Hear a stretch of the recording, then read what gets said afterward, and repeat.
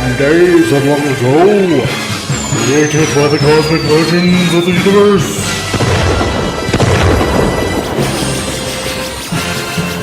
there stands one man, one great man, a man dedicated to preserving all that is good in pop culture. Loved by few, hated by many.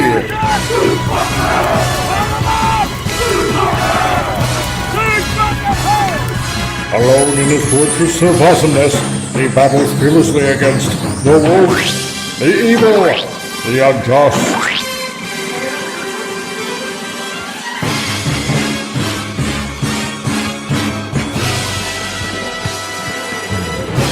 To right that which is wrong, to stand for justice, to serve all mankind.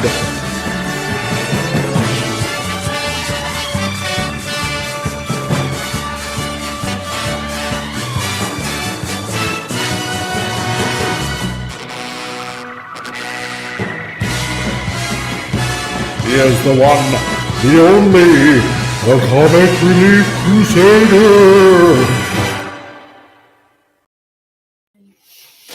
Hey everybody, how's it going out there? Welcome to the show, welcome to this channel, and welcome everybody to Titillating Tuesdays. I am your host, the Comic Relief Crusader, and I want to say hi to everybody that's here so far. I got hello to Carla Burton. I am here on time for once. Hey Carla, how's it going? And we got the illustrious Len Rod. Hey, hey, hey. And we have our Chad Bailey. I told my wife I wanted to do a home improvement. She gave me $1,000 and told me to move out. Dang, that's funny. I like that.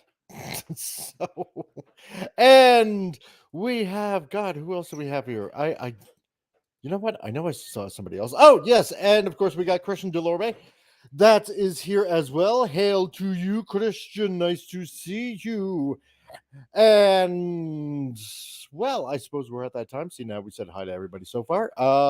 We are going to welcome our panelists. If you're blue and you don't know where to go to, why don't you go where fashion sits?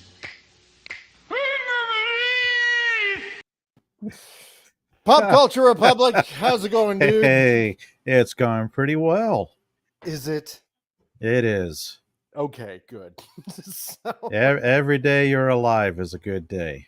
Well, that's true. I feel like I'm on credit, so Oh, I shouldn't say that. So, oh man, and we have Tom. Hi. Remember the days of layaway when you could do that instead of just credit? Right. I miss layaway. Oh, Yes. layaway. Yes. You know, you have a few extra bucks, you put it down on something that you really wanted, and they held it for like, I don't know, 6 months or something like that. Yeah, and then you eventually pay a little bit here, a little bit there, and boom. Yeah, exactly. Yeah, I miss Whatever happened to layaway? I don't know. Credit cards. They want credit cards and instant gratification, because we have to have Exactly. instant gratification. Now we see something, we have to have it right now. We can't Yeah, wait. exactly. No That's true. patience. Dang. How's everybody doing? Huh. I was Going expecting pretty 2 more well. people, but I guess it's Nice. so far so good. Yeah, how you been doing, Tom? Alive. AKA formerly Foggy Brains. Yes. Alive. To let everybody know, Foggy Brains is on hiatus, but I got more in the works. Thanks to you guys, actually. You got me inspired to do other things. So Cool. I got to take a break. I'm revamping, doing the photo stuff, but stay tuned. Yeah. Stay tuned. Always amazed that I can inspire somebody. That's cool. Most definitely. Mysteries abound. Nice. I'm liking that. Okay. Oh, before you continue, let me say one thing. If any horror fans are watching the new Exorcist Believer, I think it was called, don't touch it. It's woke as hell. Oh, really? Oh yeah, there's one scene. They actually get the original mother. She plays now an exorcist, and they asked her at one point, why were you not in the room with them? She goes, because of the patriarchy. Oh God! I'm not kidding. No. Are you Not serious? touching a 10-foot pole. Yeah. no. That's just lazy writing. Yes. Oh my god. It's like, no. So because a dude is in the room, that's it. That's the reason in they one were- scene. Let's just come Sacrificing right their out with lives it. to save their daughter, but whatever. Oh god. Oh yeah. Yeah. Because what does that matter? That's okay. We have a backup child. Oh well, good to know. So, oh my god. I know. Okay, you know what? One movie I am kind of looking forward to, only because it was based off of a video game, is that Five Nights at Freddy's. Yeah, I've never Okay. played that, but it looks good. Yeah, that's what I'm waiting for. So, because I definitely haven't checked that one out yet. That could be interesting. It looks interesting. So, speaking of lazy writing, let's just get into some of the stupid news. Oh yes, so because that's what we do all the time on here, and I'm amazed that because I was going to have actually a guest here, besides obviously Teague, who normally is on here anyway, who didn't show up for some reason. I'm kind of pretty. Did you sure forget to give him an invite? No, I gave him an invite this time. Oh, So. He might be busy. Yeah, he could be. But anyway, and how do you rank or Steve that's here? You made it just in time for stupid news. So that being said, here in stupid news, and of course, lazy writing. This from the Daily Mail. Bum, bum, bum. So a top £32,000 a year private school appoints an AI chatbot as its new head teacher in the UK first. So you won't be learning from a actual human being anymore. You're going to be learning from essentially a computer program. And so it begins. Yes. And of course, going to this private school will cost you £32,000, which roughly, I suppose, if you double that to current currencies, like at least here in Canada, at least I don't know what it works out to in US, but that's about $70,000. Yeah. Yeah. So, wow. God. I don't know. If I'm sending a kid to a private school that costs that much, I'm wanting them to have a real live human being in front of them teaching them. Yeah. But like, how lazy could you possibly get? And but here's the danger. Some of the modern teachers might have blue hair and want to push an agenda, though, too. So. Oh yes, but here's the other yeah. thing, though. Here is the other thing. Like, okay, Lenrod, first of all, gives a good question That's here. a good How question. do you hire a robot? You don't. That's why they save cost. Exactly.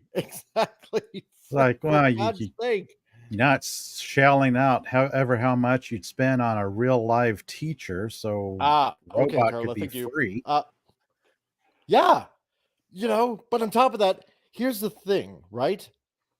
Inputting the information you want people to learn as opposed to possible actual facts of what they should be learning. Right. There's a danger. Yeah. Well, either way, who's in charge is the teacher or the AI. Either way, it's the same amount of things you're going to be learning. Now, and you know me, I'm a proponent for AI, but not to take advantage of humans. No, it's not to take jobs from humans. I have an AI. I deal with AI, but not to take jobs from humans. No, not at all. But this is yet another slippery slope that we're going down here. Yeah. Let's see. Oh, Chad Bailey here. My wife used to be scared of the dark. She saw me nude one time. Now she's afraid of the light. Okay. Anyway. Well, it is Halloween, so. But I mean, my God, like what's it going to come down to? Basically, close down all schools, appoint AI chatbots to them all, and whatnot. And you know what? What also is a stupid thing about this is that who's to say that the students are going to keep on topic when chatting to an AI chatbot? I mean, this is just ridiculous. Because an AI, let's be honest, they're programmed to do a certain thing, but they're not going to be able to deal with like a student being unruly or something like that. Like, it's like they're just going to continue teaching probably or whatever. So no, exactly. No, this is just not ridiculous. Plus, couple that with rising tuition costs, more private schools closing, more for-profit schools closing. It's going to be a mess. It is. A It is. lot of people are homeschooling nowadays. That's a very big thing nowadays. Yeah. Yep, that's right. Carla says, yeah, they just want kids to be as screwed up as possible. Exactly. George And- Carlin had a really good bit about that, about educating people just enough so they could push the buttons and draw a paycheck and I not remember- ask yep, questions. Yep. George told the future, and it's happening Yep. now. And thanks to Carla Britton's comic. You got a comic Comment. now? Awesome. Comment. Everybody's Yes, about being screwed up as possible. This also from the Daily Mail. Exclusive. Daily Mail. Oh, I spent $12,000 getting devil horns and 100 piercings in my face. My mental health has never been better. Really? Oh, goodness. Somehow I'm doubting that. My God. Now, I'm against piercings and body modification if it's done okay, whatever. But hey, Stark. Like, will it actually help their mental health? Because we don't deal with mental health nowadays. There's no mental health clinics that hardly any. Mental health is such a weak thing nowadays that we need new people to start helping people again, because nobody helps anybody. Mental health is not dealt with nowadays in the modern society. No. Mental health is pretty much like put under the umbrella term of, diversity and respecting one's feelings and stuff like that, right? But I mean, my God, why? Why? I mean, if she's in the circus or some kind of thing, I don't know. whatever, but no.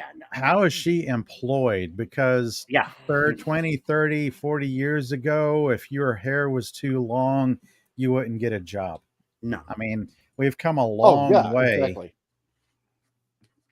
But still, we've come a long way, and it's not good. No, not really. You'd have to end up working at Barnum and Bailey's circus or something like that as part of the freak show. So, this is, Stark of Iron, 2 away from 300. Awesome, dude. Way to go. Congratulations. Are you talking on your channel or are you talking about Raymond Feliciano's channel? I'm assuming it's your channel. If it's your channel, awesome, dude. Then go make it to even 500 next, dude. So we're rooting for you, man. And I'll even say this right now about that picture. She's actually very cute in the first one. Like, yes, girl. Yeah, like, exactly. I don't mind a couple piercings and stuff, whatever. But that other one, it's like she looks like she's doing a devil role or something, or some kind of character. Yeah. So. Wow. And Carla Britton. Oh, Raymond hit 300. Awesome. Okay. Yay. Congratulations. So stupid news. Your mental health has never been better. Somehow I doubt that. If you're selling horns into your brains and piercings all over your face and whatnot, and basically looking like the offspring of Satan himself. I don't know. So that's a cry for help if I've ever seen one. Yeah, exactly. So that is what is in stupid news this week. Stupid news. Stupid news. Yes, exactly, Chad. Yeah. Tis the season. Let's put it that way. So, you know what? It's kind of curious how Tom here has a certain type of avatar as his picture. Oh, look at that. Because yes, I can't imagine who that could be, but let's bring this up in the news that just seems came out. kind of familiar, like I've seen that. It does, doesn't it there? Oh, look at because that. Blumhouse head Jason Blum on Spawn reboot is going to be edgy and original as compared to other superhero movies.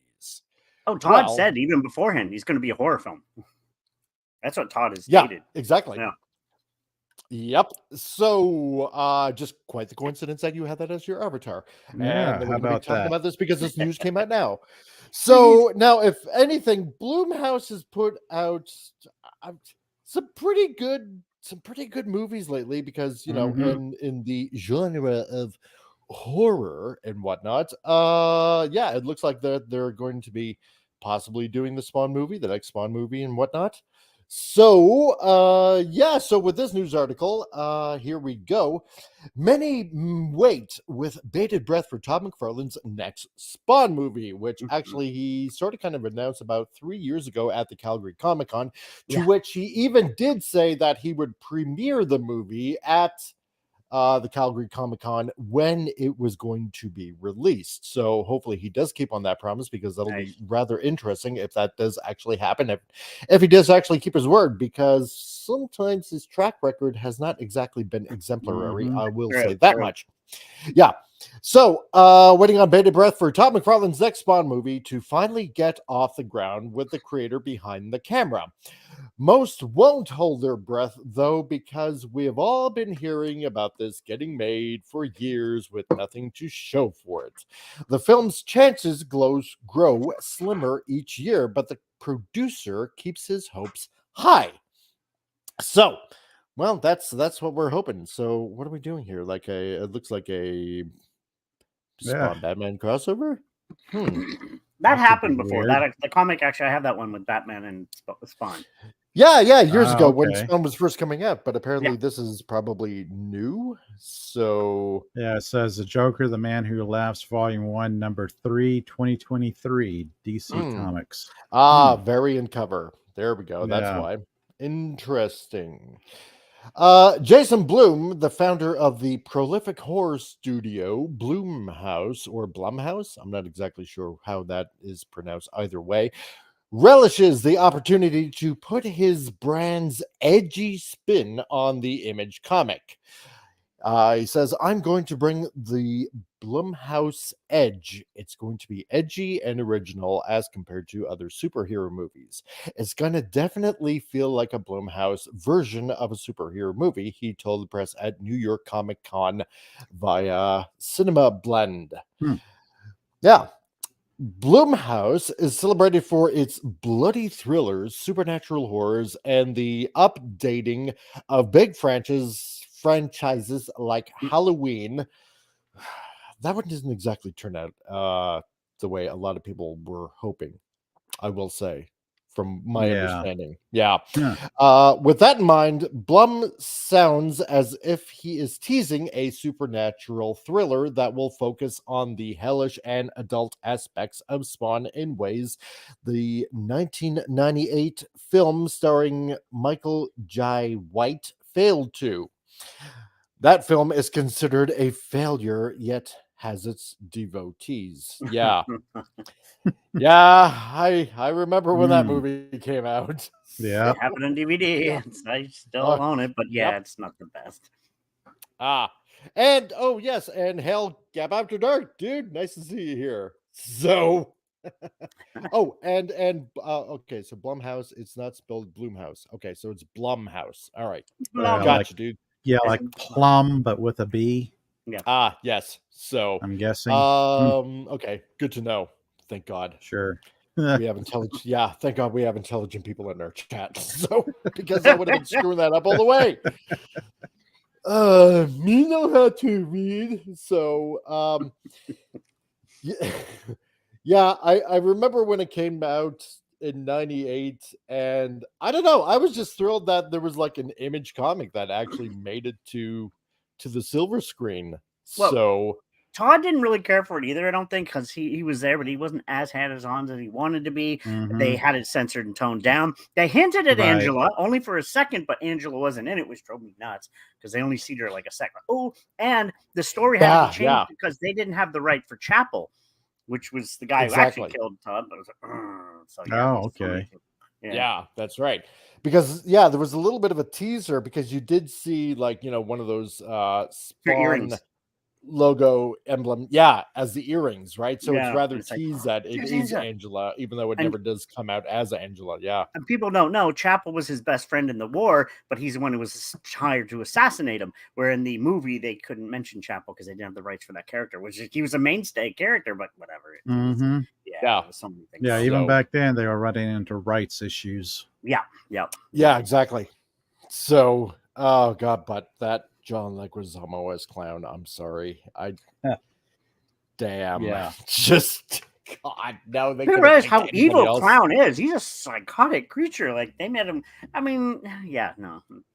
Yeah, exactly. No, it did not exactly work. I mean, what is everybody else? If anybody else in the chat watched it, what is your Good old violator. prerogative? Yeah, we'll definitely find Yeah. out. So, Gap After Dark, where is Foggy Bottom? Is he at a parade or protest? Where is Teague? Teague is, I guess, finishing up at Anti-Derivatives Jill's channel, and Foggy You're Bottom speaking with is Foggy. right Foggy here. is now on a hiatus, and it's just back to myself, Tom. So, but more to come. Exactly. Stay tuned. Stay tuned. So. Exactly. So, yeah. So Blum might be the right guy to take on the tragic tale of Al Simmons on paper, but lately they've batted zero for putting faith in David Gordon Green. Halloween Ends divided the Shapes fandom last year, and moviegoers are resoundingly disappointed by Exorcist the Believer, as Tom just As I was mentioned mentioned earlier. Yeah, Exactly. Hmm. So, again, quite the curiosity that you happen to mention that before we actually got into the article. So, none of this was planned, I swear. there we go. A $400 million Bondugal that is a part of a planned trilogy. Oh, boy. Yeah. Damn. Wow. Okay. Yeah. Okay. Yeah. Yeah. Okay. Huh. So that's the recent history. Most forgot about the debacle of an attempt to bring Gem and the holograms to the big screen a decade ago. Oh, God, Wow. yes. Yes. Yeah, I I remember remember that. Blumhouse veered as far from the source material and its built-in following as they could, making a product so terrible that it was pulled from that. theaters Yes. after a week. At I least remember that. got made. Yeah, God, I know that nothing was about it, but I just heard everybody disappointed. I was like, that's nothing like what we know. That's exactly. what happens when you stray from the source material, the parent It was- franchise. I only saw a snippet of it, and it's nothing like the old cartoon. Like absolutely nothing. Now, My God, luckily, it was Green so is not far involved with from. this. Thank goodness. I don't think. I'm hoping not. But even if so, Todd's Hmm. going to be a big part of this. He's going to have it sort of like with One Piece, the creator. Todd wants his Yeah. fingers in this time, so he'll at least be able to say no, and stop things. If Yeah. But didn't he say that last time? I think he has more freedom this time, much more freedom. So, I hope so. Yeah. yeah. I mean, given how things have gone, we've seen the pendulum swing from one direction to the other, where Yep. owner creators might have more input now, especially since producers don't want to produce bombs from No, movies exactly. Yes. that fail, projects that fail. Yeah. And he said already it's going to be a rated R Yeah. film. He wants to go like the direction of a Deadpool rated Yeah. R film or Wolverine type thing. Logan, he doesn't want. It's not going to be a kids film. That's for sure. Yeah, no, that's definitely for sure. So, Mhm. yeah, but with Halloween and The Exorcist, oh boy, yeah. I can see why a lot of people are kind of like Iffy. No, I teetering. didn't hate the. Yeah. I didn't hate the last Halloween one. The way they finished it, Michael's gone, Bub, and Jamie still did her roles. I didn't mind her role in the movies, but yeah, they were at best. They were still better than the Rob Zombie films version Right. of his Halloween take. And I like Rob Zombie. The Devil's Reject's one of my all-time favorites, but I think his Yeah. Halloween interpretations is So I didn't hate the last ones, but there was still they didn't touch originals. So I'm skeptical, but Huh. we'll wait and see. So No, okay. Oh, there you go. Well, Gap After Dark even likes Halloween End. yeah, Ends. no, exactly. So, well, there you go. So that being said, Spawn brings the studio a new set of troubles they could have avoided by looking at Disney's approach to Star Wars and Warner Brothers when it comes to DC. Spawn is announced, but has no traction beyond the development phase. Jeremy Renner and Jeremy Renner and Jamie Foxx are still attached nominally, sorry, after all these years. Sorry, got a lot in my brain. Barring whatever lingering health concerns the two struggle with. McFarlane wrote the script's first draft, and after a rewrite was commissioned, his hands were swatted away from that part. However, he still won't give up the directing reins despite having no feature film experience. Additionally, McFarlane wants Spawn to be like a fog that emerges from the background every so often. There are clear signs he doesn't know what he is doing. Oh, wow. Okay. Uh, Oh, man. oh, man. Okay. Well, you know what? And this is kind of reminiscent of the comics in a way when he was first starting out, right? Because when he first started out, like Yep. he knew he had this character. He knew he had this character Spawn. And in the early issues of Spawn, when he's saying, "Oh yeah, I'm gonna give Dave Sim writing, and I'm gonna get like Frank Miller and a bunch of other writers and stuff like that, Neil Gaiman and stuff like that." And I think it was like Neil Gaiman who essentially did issue 9 when he actually co-created Castellagro, blah, blah, blah, blah, and Angela, and exactly, and Medieval Spawn and whatnot. But he asked Todd McFarlane, "Okay, who's the bad guy?" And Todd didn't have an answer for that. So he's like, "I don't know." Right? So it's like, so you don't have a bad guy? Like, who's he fighting against? It's like, I don't know. So basically, it came on strong. I remember the comic book came. I certainly sold a lot of them when I was working at a comic book store. Yeah. At that time. One of the first true bad guys, and I won't say what he did, but Billy Kincaid, that's one of the more evil guys I've ever seen in comics. Like, he was, and wow, we won't say what he did, but he was messed up, but it was well done.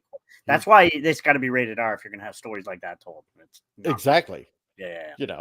But okay, so now he wants to really stay in, the directing reins and stuff like that, and he doesn't have any experience. Just much like when he first started out with Image, he really didn't have any experience writing, because mostly it was pencils, inks, and that's pretty much it.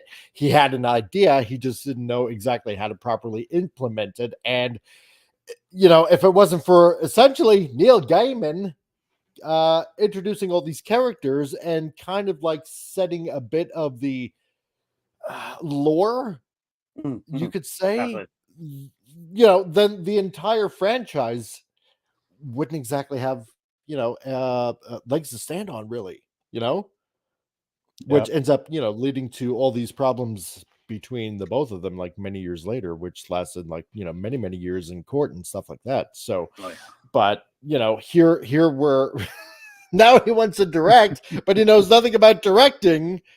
Oh, I'd like him to come in what's that guy who created One Piece original? How he came in, he didn't direct or anything, but he should be a liaison to everybody else and have the final say. That he right. He surrounded himself with good people. He surrounded himself with people who knew their jobs and how to do their jobs well. Yeah, that's what I think Todd should do. Come in, don't direct. Hire a great director, but have the final say, because it's your product. You know what's going on, but don't. That's what it should be. Here's the thing. Here's the thing that I think Todd should do. Okay, he should probably in a way co-direct. Because if anything is his strong point, it's always pencils. Right, doing the pencils, laying out the story and stuff like that. Okay, because that's what made basically all the artists over at Image, the founding fathers, so to speak. Oh, he's a brilliant artist, because they all had, they all had strong pencils. So what he should do is lay out the storyboards. Exactly. Right? Yeah. So he would be good at that. He would be really good at that. Yeah. So much like how Frank Miller did it with 300. How it translated over to the big screen. Yeah. Basically, use those images as your storyboard and go from there. That really makes me think back to the early 90s, the whole Image era. All I remember was people talking about, the art. It's the art. It's fantastic art. Okay. Hardly ever did I hear anybody say, the storyline in this Image book. Yeah. Because when it came to stories and writing, that's where I heard more people talk about Valiant at that Yep. time. It's like Image Yeah. had the artist, Valiant had the writing. Yep. Exactly. Yeah. That's No, I right. still liked the way they presented the evil characters though, because Yeah. wow, like he went places other comics wouldn't go. That's one thing Todd would do. He didn't care. Like, and even in the cartoon, if anybody hasn't watched that, there's two versions. There's the censored version, the uncensored version. Todd was not afraid to take chances there that Yep. way. It's like, Yep. yeah. Very true.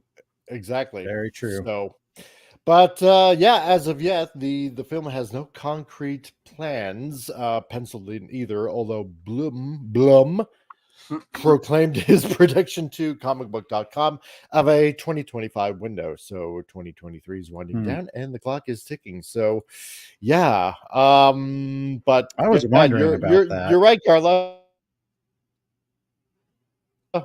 We are the problem solvers here. We try. So, you know. Now, Jamie, I heard, is doing better. Jamie Foxx has been recovered, I think. That way. From what I heard, Jamie Foxx has been doing much better as health-wise. He said he's ready to come back, I guess. That's and good. people can say what you want. Jamie Foxx can fit this role perfectly. If you've ever seen him in Django, he can play such an amazing bad character. Like, wow, he can. I think he could own this role. He really could. That's true. Yeah. I'll totally give him that. So, brilliant actor. But then Jeremy Renner would be another great addition if he can pull through. If he's on the road to mend. It's just bad timing, really, for everybody. And I'm worried about the actors more their health than anything. But but I know Jamie was doing better. Renner, I'm not sure, but I've heard he said, I am improving and he's doing better from last I heard. At least he got to keep his leg because, from what I understand, it was touch and go there. Yeah, exactly. Yeah. Lenrod says best version of Spawn is Iced Earth's concept album, The Dark Saga. Huh. I've heard of those ones. I've never checked them, but no, I haven't checked them either. I haven't seen them. Yeah. Where do you find that, Lenrod? Any idea? So maybe I can check that out at some point. The other one, I definitely do want to check out because I've heard lots of good reviews about it, is Gunslinger Spawn. Yeah, he's actually for a while. Okay. Yeah, no, exactly. Yeah. So, but the other thing that bothers me about the whole Spawn movie and, McFarlane really wanting to really dig his fingers into it is that how should I put it? When it comes to contracts and just doing things, I suppose maybe willy-nilly on the fly and whatnot, he doesn't exactly think things through in its fullest capacity. Right. I think, because there was a book out that came out, like, I think it was like maybe a couple of years ago or something like that. The World versus Todd McFarlane. Okay. That was written by this guy. I forget his name right off the top of my head, but this guy really did his homework.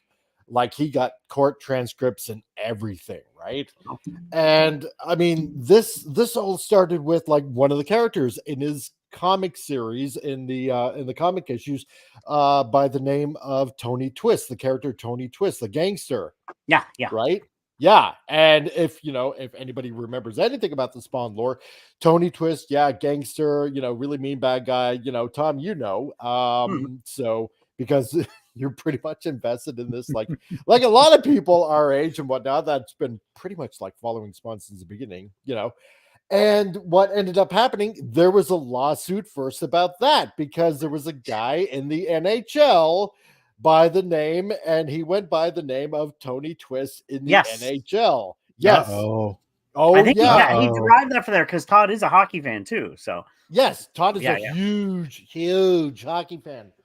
And, but I'm sure it was just a coincidence. Well, maybe. Yeah. Exactly. So, Oh, Lenrod, great album, great band. I'm sure somebody has records in YouTube. Okay, cool. Yeah, nice. Good to know, man. So when word got back to Tony Twist, hey, there's this character in this comic that's named Tony Twist.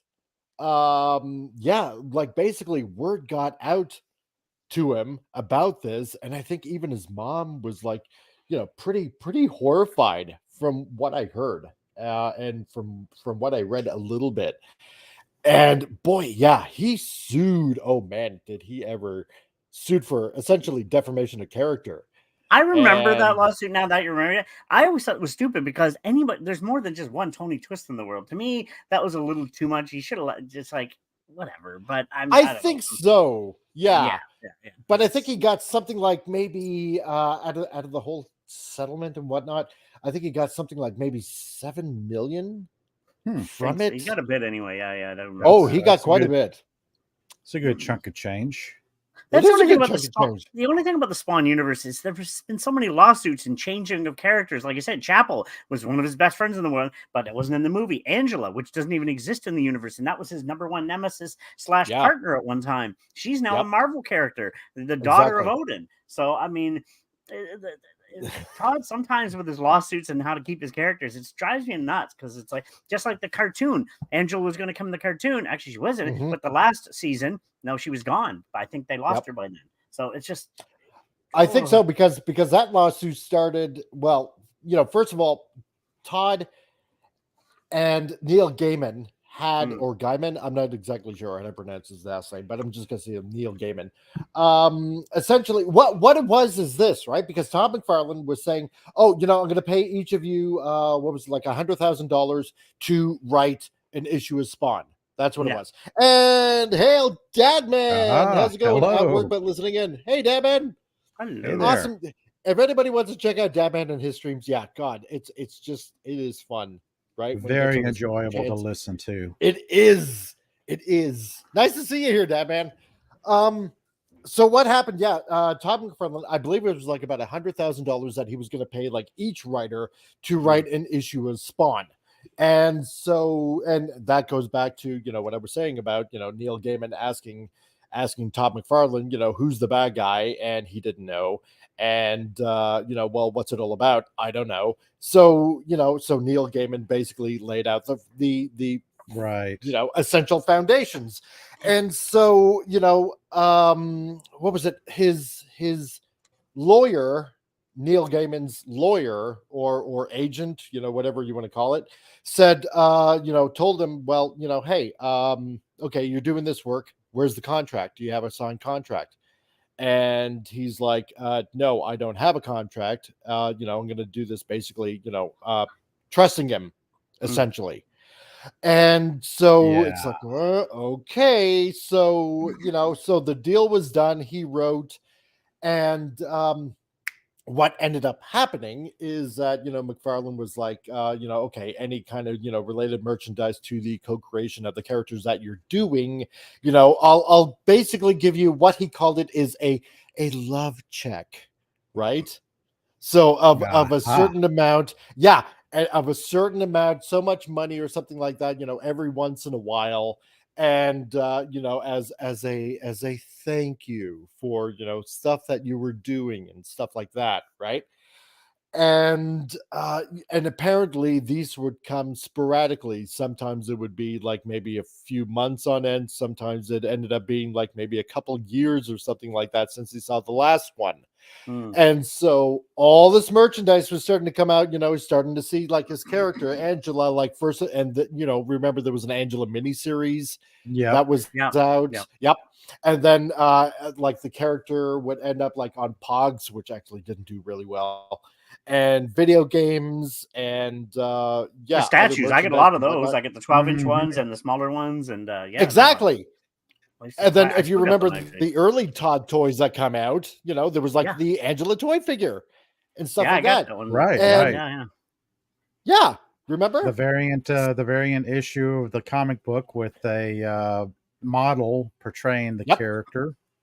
Oh, I got one of my favorites here who has the angel wings. It's such a beautiful drawing, and I have the figure there. It's a beautiful statue, and it's like, but he's made it. And Todd, in my opinion, actually brought the forefront of the toy collecting again because he brought it out because a lot of people weren't doing as much, and then Todd just created all these still to this day. Then he entered in the sports stuff and everything else, but he really brought it to the forefront. He did, so, and it was like, wow, but the money he was making off that, which he should have been sharing with the people that helped create those characters. But it really reminds me of a bit from the late Harlan Ellison, Pay the Writer.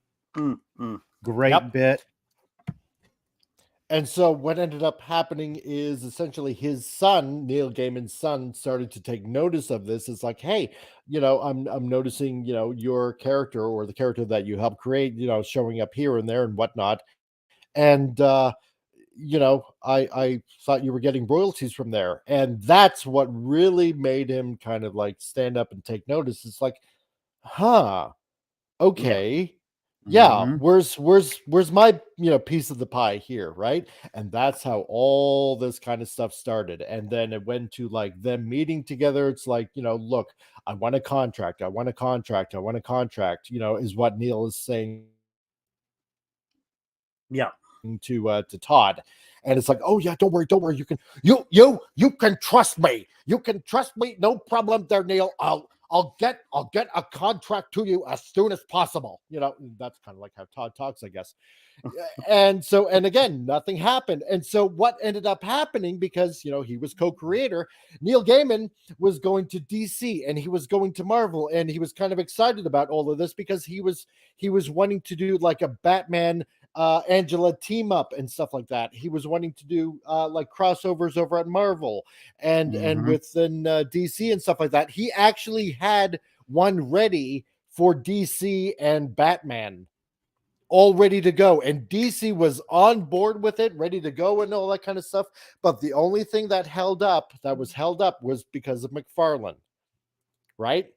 And because McFarlane would hardly get back to anyone.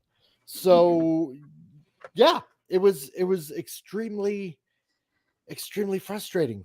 And because of that, that's why he lost Angela. One of the reasons, though. Yeah. So, Comic Relief Crusader, you got a chat on referring friends chat. Oh, I do? Oh, from Snail. Oh, okay. I will check that out. But yeah, so he ended up getting frustrated. So, yeah. Yeah, Neil Gaiman. Well, yeah, I mean, because Todd would draw it out what the character would look like, and Neil Gaiman basically, did the write-up and Castellagro and Medieval Spawn and whatnot. And so, of course, because Todd is so protective of his characters, what ended up happening, because it came so close that Todd was going to lose everything. Yeah. That essentially, with the court rulings and stuff like that, he was going to like literally lose everything in Spawn. Everything. That's his bread and butter. Wow. He's got other IPs, but that is his bread and butter. So yeah, exactly. So the reason why Neil Gaiman ended up with Angela and Castellagro is that Spawn is Todd's character, right? And pretty much most derivatives of the character. So what Neil did was this: it's like, okay, I won't take Medieval Spawn from you, but we'll do a swap. Okay, I'll give you 100% ownership of Medieval Spawn, and in trade, you give me 100% of Castellagro and Angela. Okay, and so the deal was done, and Todd thought he had won, and ended up killing Angela off in Spawn, or so we thought, right? And so that ended up, because Marvel was also helping Neil Gaiman fund his court battle with Todd McFarlane. That's what a lot of people don't know of, right? Because Marvel was they were getting sick and tired of Todd and him boasting and boasting and boasting, and Marvel wanted Neil Gaiman to write a lot of things. And this also has to do with Eclipse Comics, with his ownership with Miracle Man and stuff like that, which Todd thought that he owned just because he bought Eclipse Comics, because they went out of business. And so that didn't exactly happen, because Neil Gaiman actually owned the character, not Eclipse Comics itself.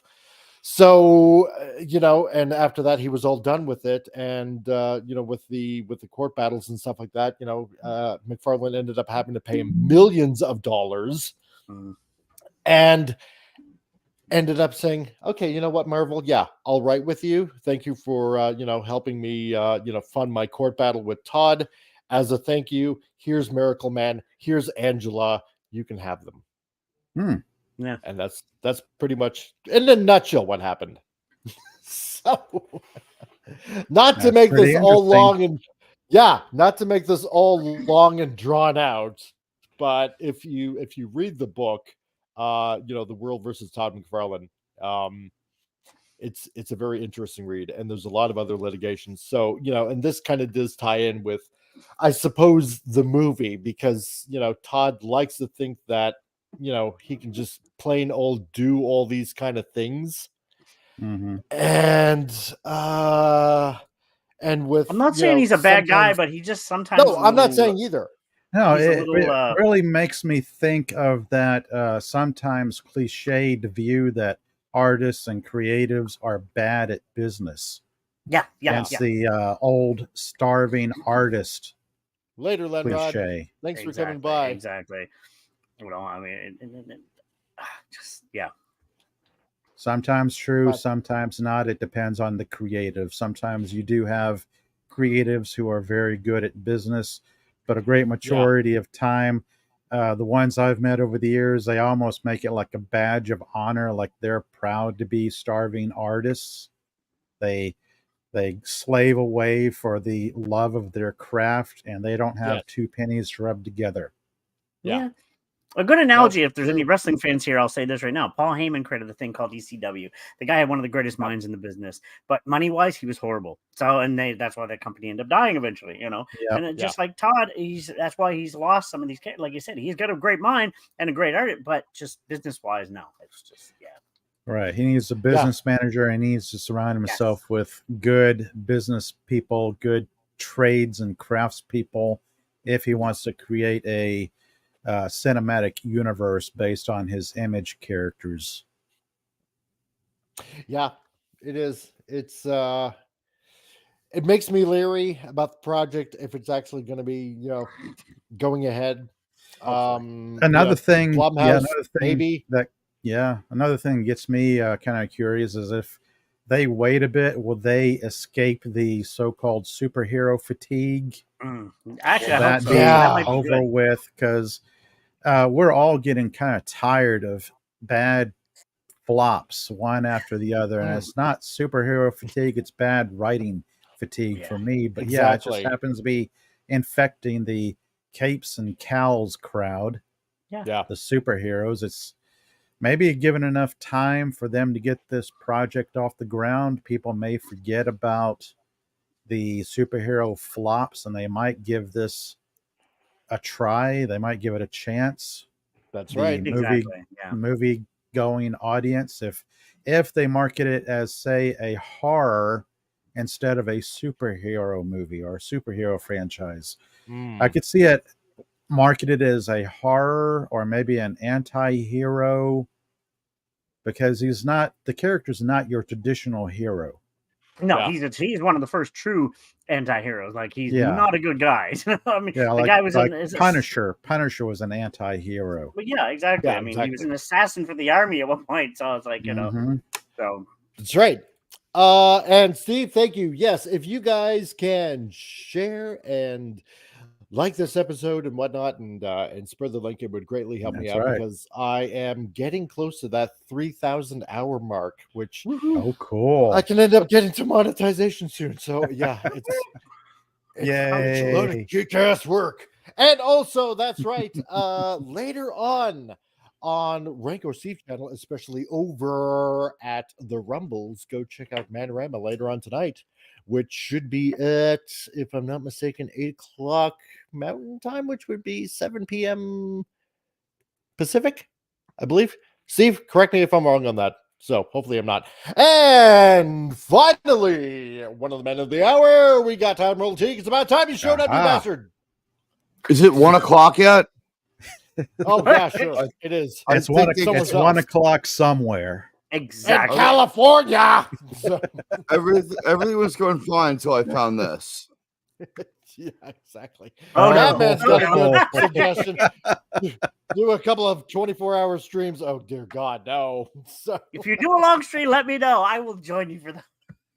Let me know. I'll buy some space heroin first. There we go.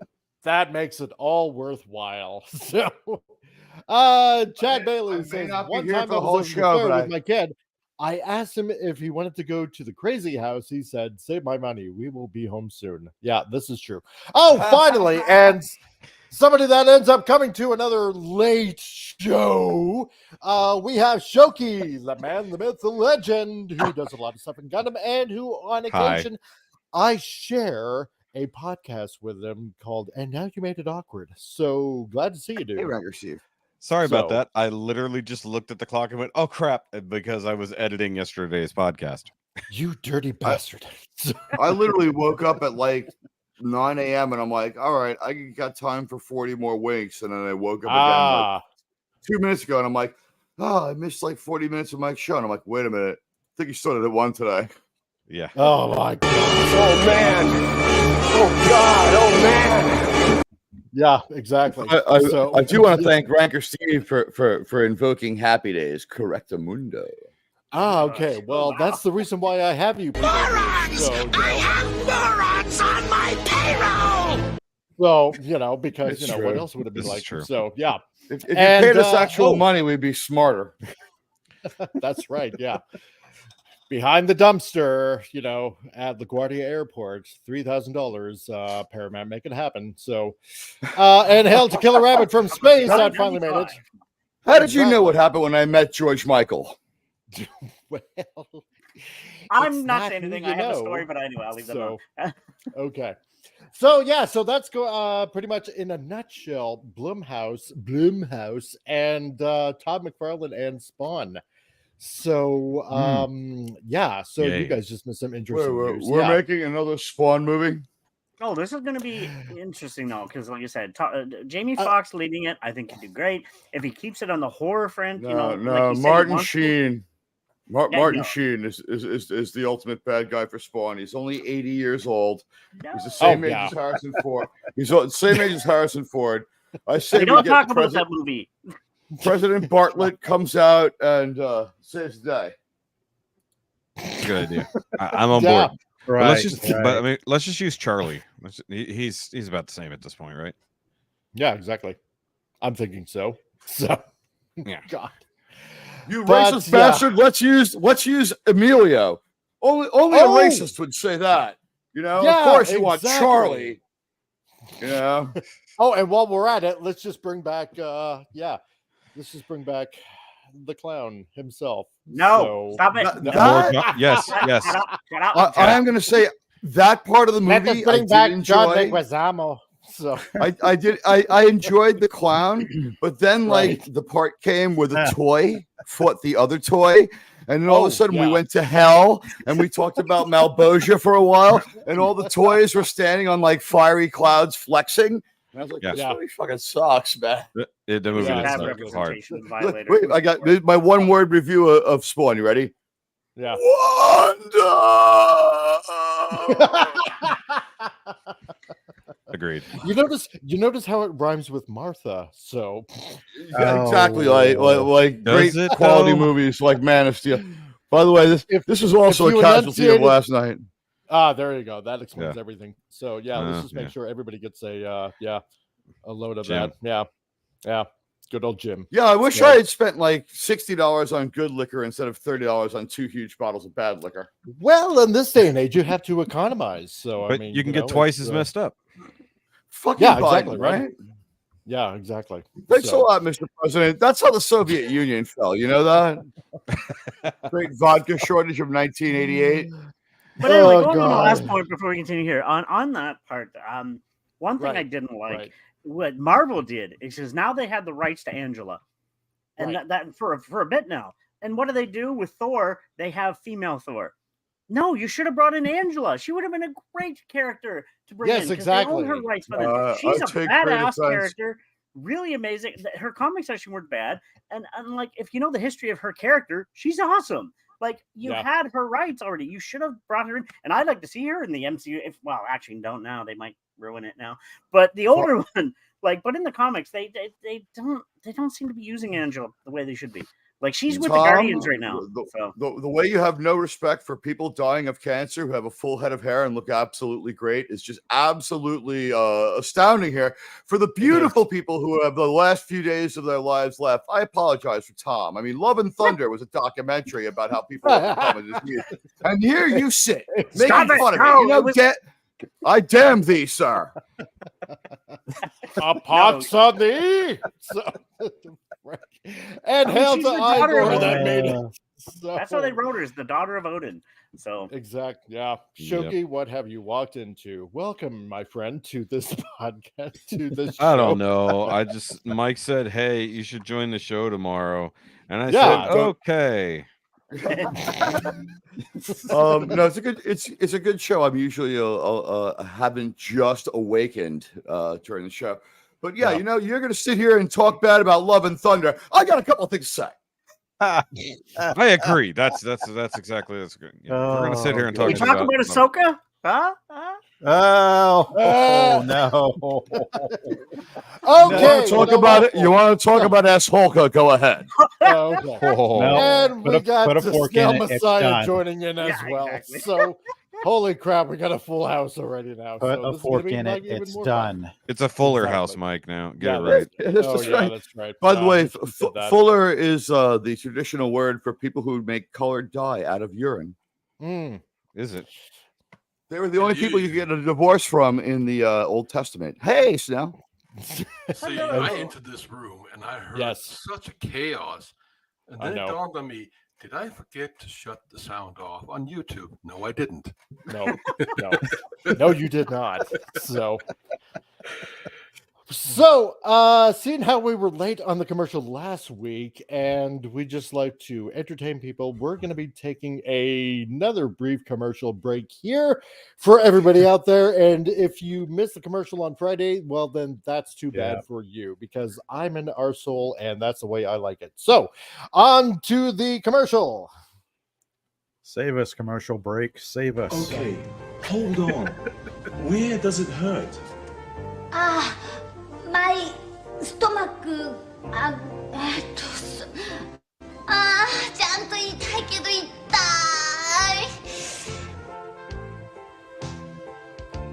救急車を呼んでもらったからといって安心はできません。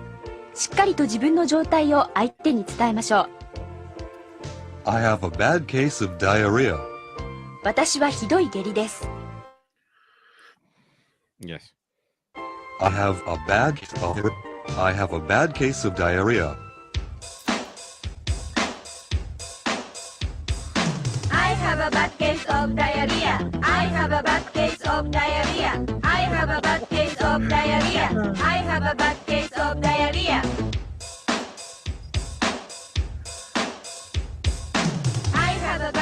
肩に手を乗せ I have クロスして A bad case お腹をさすって of diarrhea ジェスチャーゲームの要領です。感情を込めてやってみましょう。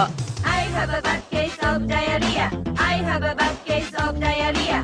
I have a bad case of diarrhea. I have a bad case of diarrhea. Was that German porn? Because they were all like you're close chanting, but dude, they were wearing T-shirts that said stuff in German on them. One's T-shirt said Fräulein, so I'm like, all right, you lost World War II, but you're coming back at us with this fucking diarrhea thing. I have Mighty Snail to thank for that, and now you all know how the Japanese learn how to speak English. Hey, first time I seen that Found Footage Festival. Aerobic video. And we all know why Snail is one of the co-hosts of my show. I still don't know what to think of that. Yeah, exactly. So I want you to think at as low as possible. Yeah, exactly. Because it can go lower, and it can. It can.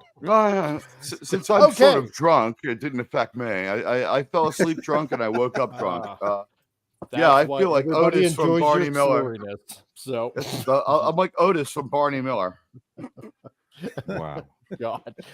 Okay, so I'm going to give you guys a choice. Do we talk about something that's going to be about Aquaman and the Lost Kingdom, director James Wan, or a rumor about the Fantastic Four film? Oh, I say we do. I say we do both because I want to hear about Leni Riefenstahl's direction on Aquaman too. Okay. So we got one. Okay, so we're going for two train wrecks then.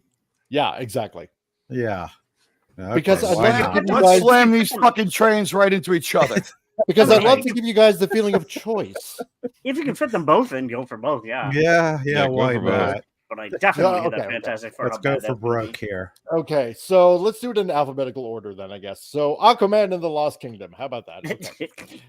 Aqua dude, bro. I just want to repeat right now before we get going with this. That a lot of people with the initials AH get a bad reputation. Amber Heard still built the Autobahn. Amber Heard brought employment to Germany like never seen before, and watch the episode Patterns of Force from Star Trek, the original series, to see what happens when she goes to space after she regenders into something else. Exactly. Also known as John Gill. Yep. And hail to the Titan that showed up. One's running a bit late because I arrived at the start of the commercial. Oh my God, LOL.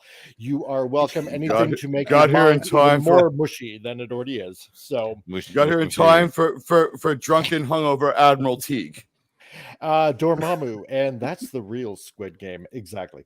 Okay. Dormammu. Dormammu. I know that name. Yes, you do. It's very close to my last name, actually. My real last name. I remember a co-host of mine that was named Dormammu. Yes. Who doesn't show up on occasion? Anyway. Wait, I resemble that remark. Snell, what are you saying? Oh, I was just saying that my particular last name is Dormann, and it was a joy when I was a bouncer. Oh, Dorman! Ha ha! Dorman, remove this guy. Aquaman and the Lost Kingdom director James Wan addresses numerous Aquaman rumors, admits he's unclear about what James Gunn's DCU plan is. Oh, gee, imagine my shock. He has one? Yeah, apparently so. I'm going to devise one scene after another into a long sequence of scenes, and then we roll credits. I'll take a bunch of index cards, write ideas on them, tape them to a wall, and throw darts at them. I just looked at that picture and I saw Peter Jackson. I was, what? Right. People are too stupid to hire Peter Jackson, because Peter Jackson, when they walk in, they're like, we have this idea. He's like, I don't give a fuck about your idea. I've been reading the book and I'm going to make it the way it sounds. It seems to me like we have to throw this ring into the fucking volcano, and I don't give a fuck if you want a different ending. There we go. Greatest author of the 20th century, assholes. So, Aquaman and the Lost Kingdom director James Wan is the latest to admit he does not know what direction James Gunn plans to take DC moving forward, while he addresses numerous rumors regarding the latest Aquaman film. Ooh, move the shoot to the Bering Strait so we can play Russian roulette with the fate of this movie. There. I would love to see that happen. So, okay. Juan recently spoke about the upcoming Aquaman and the Lost Kingdom film with Empire, where he first bemoaned his narrative surrounding the film. He said, I've had to learn to be more zen in dealing with all the noise around me, for sure. I'm a pretty private person. I don't get on social media and have fights, but it's difficult because this narrative has emerged that is not the reality, he said. The noise is fun to write about and it gets clicks, but people don't know the truth. You know, Juan is actually speaking right from his heart there. I got to give him credit. He's not on social media fighting back. He's called, as far as I know, he's called no one a member of the master race or anything like that. He hasn't said that people are doing this because of how he is. He's just like, I don't know. I don't get why people think my movie sucks. So he's just a regular guy. He's a regular normal person. Like, if you lived across the hall from you or next door to you, you'd be like, hey, Jim, what's up? He's like, oh, I prefer James. Like, oh, fuck you, Jim. You know, he's all right. But he's not the coolest person in the world. But I mean, for this movie from 2019 to still be like walking around like some heroin addicts on a cotton shot, I mean, it's ridiculous. Yeah, it should be finished. Just a regular guy who wants to do his job. But I don't know. Politics and BS going on around him. It's Right. He might be bad at his job. We saw the first movie. He might be bad at his job. I So didn't people are mind the right to first movie, wonder. so- The first movie was The fine. first one. Yeah. Yeah, the first I didn't movie mind was the. okay. It was I didn't serviceable. mind it. Yeah. Yeah. I'll give After it we've that all much. said that we think the first movie is okay, let me just say one line from it, and then you tell me if you think it was worthy of a movie. You ready? All right, fine. Since before the Sahara was a desert. Well, I didn't say the dialogue was great. I said that the movie. The movie is great around that line, not Yes. because of it. Yeah, yeah. Put on some Wagner, turn off the sound, don't put on Yeah. the subtitles, and it's great. just watch the action set pieces and the explosions. Never Yes, mind the crappy dialogue. And also Amber just Turd. completely skip the pissing in the desert to make things go correctly. Right. How If you- about if we when edit- he genocides the crab people and the movie doesn't acknowledge it, and he's just like, yes, everything's fine. They're like, well, you killed all the. Don't say that. It didn't really happen. Yeah. Look, Maryland's got to get it from somewhere. He was Yeah, just, he was boosting his own business. Just smile and wave, boys. That was for his smile dad. and wave. What you Yeah. don't know is his dad is a crabber. He was just helping him out. Yeah, It's- that's right. Uncle I'm picturing loved crab for decades. I'm picturing a certain superannuated politician, like in a house that is not any color but white, saying, these radioactive crab cakes are just what I needed to keep me alive, Chili. Yummy. Exactly. Yummy. So, it's Bring unclear. me someone to suck the life force out of. It's unclear what narrative Juan is referring to when it comes to Aquaman and the Lost Kingdom. There have been what? numerous abilities not up to par, and that's why the film has undergone numerous reshoots. Oh boy, It did Sam has test been- lower than Mike. it Have you been tested drinking? lower than I have, yeah. I have. What do you call it? It tested lower than Batgirl, which got burned. Yeah. Oh, yes. I'm picturing the guy who runs these movies like Saruman, like burn them all. Yeah, exactly. So Scooper viewer Anon posted in a now deleted tweet. I'll be honest, we're half a dozen test screenings in and it's not looking great. I've consistently heard over the last half year. Okay. Typo. Yeah, typo. half year. So that it's boring, not as good as the first, and potentially one of the worst DCEU. Wow. Oh, The first one is guys.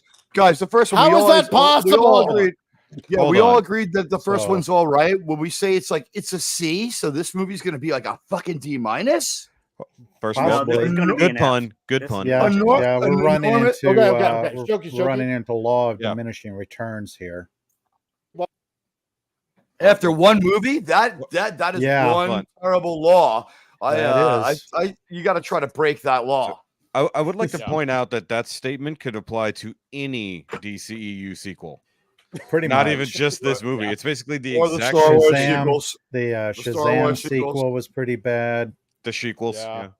Yeah. Yep. Damn it! I sounded like Mike when I said that. Never mind. Exactly. I rub off like Wait, what? something bad. Oh, what? So, Hey, yeah, Mike. Hey. Mike, no one must know our terrible secret. You should careful how you. no, I'm sorry. Phrasing. Sorry. Okay. Yeah, I mean, boy, how could this possibly be any worse than any other DC movie? Yeah. You know, I gotta go with Shoki on that. How is that possible? I don't. I have a don't know if theory. that's You a bad ready? thing, honestly. No, I have a theory. Ready? Well, it's okay, as okay, bad okay. as the other movies, but longer. So that makes it worse. It's Ah, the same stupid shit, but like remember how at Aquaman, like the movie ends and you're like for like 5 minutes, you're like that was fun, and then like creeping into your mind was like while you're having pizza after the movie, you're like that was kind of stupid. Like this movie is just offensively stupid right out of the gate. Right out of the gate, Okay. it's like, yeah, that seems to be what they're trying to say.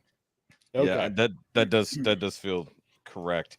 But I think like what I was going to say about lowering the bar, as Dormammu's put it there, these guys went so low that they put the bar on the ground, decided to dig the hole, and then start making movies under the bar as best they could. Limbo lower now. It's like we can go lower. We have shovels.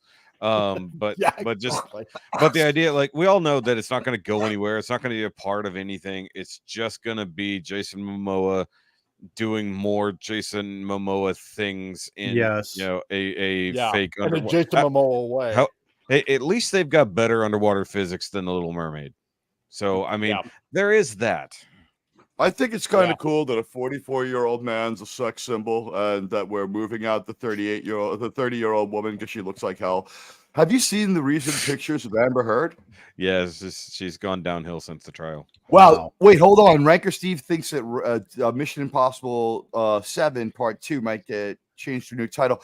But by that, Steve, if you're out there, do you mean they're going to drop Mission Impossible because of the because it is like a hit or miss box office thing? You can enjoy the movies or not, but its box office success is just a fact. Are they going to change it to like Tom Cruise and the bad guys, or like they've already just said that it's being pushed to 2025 now for the release date? Yeah, what's it going to be called? Resurrected Reckoning or Actors Strike? Yeah.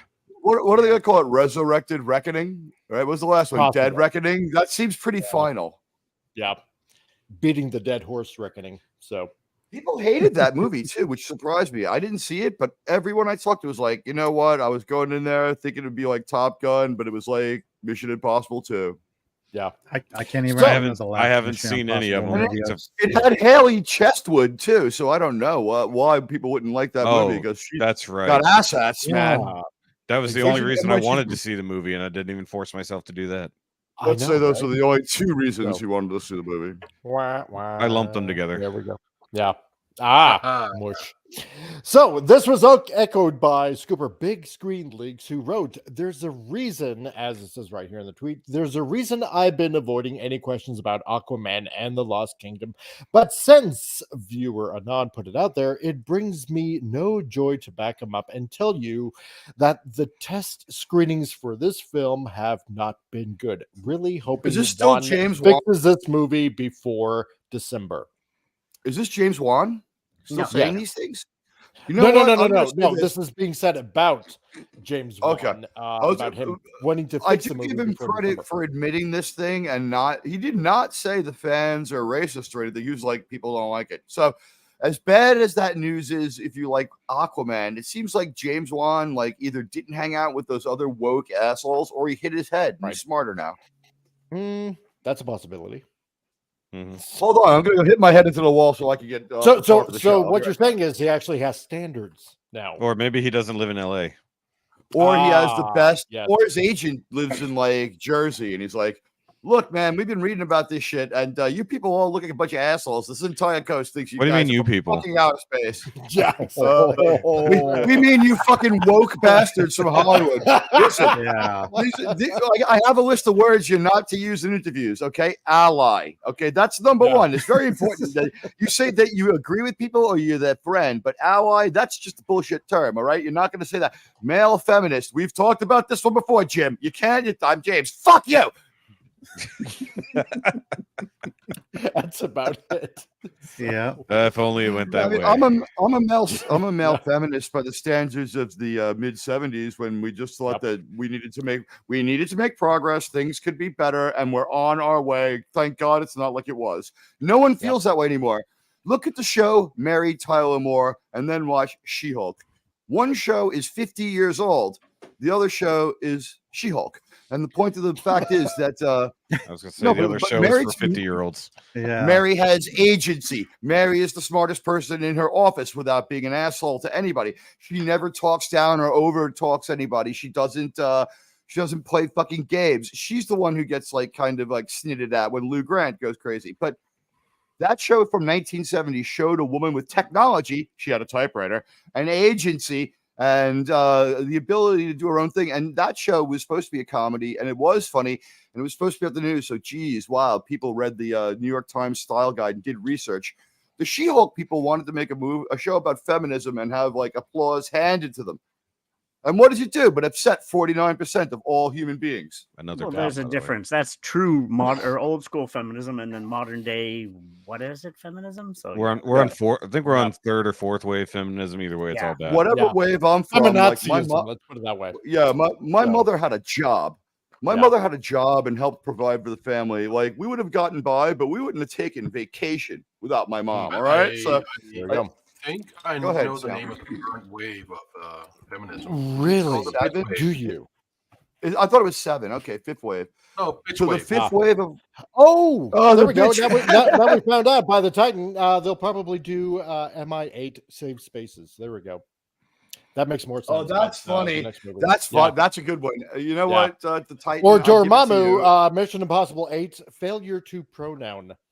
So Could you imagine if they took that kind of language over to like the stupid Star Trek and Star Wars they're making now? It's like, should we put up the shields? Shields are obsolete. Put up the that's better safe than spacer.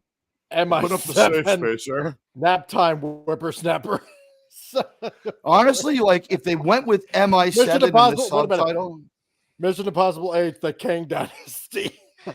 I'd be down for that. He's actually a Kang variant.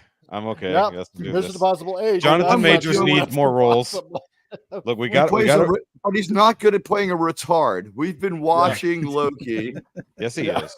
He's actually pretty good at it. Unfortunately, I'm not convinced. I'm like, that guy's much dumber than the person he's playing.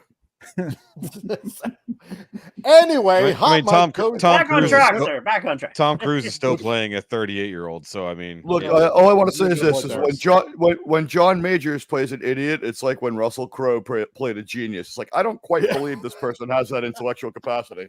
That's what CG is for. Yeah. So Hot Mike CGI it is on you.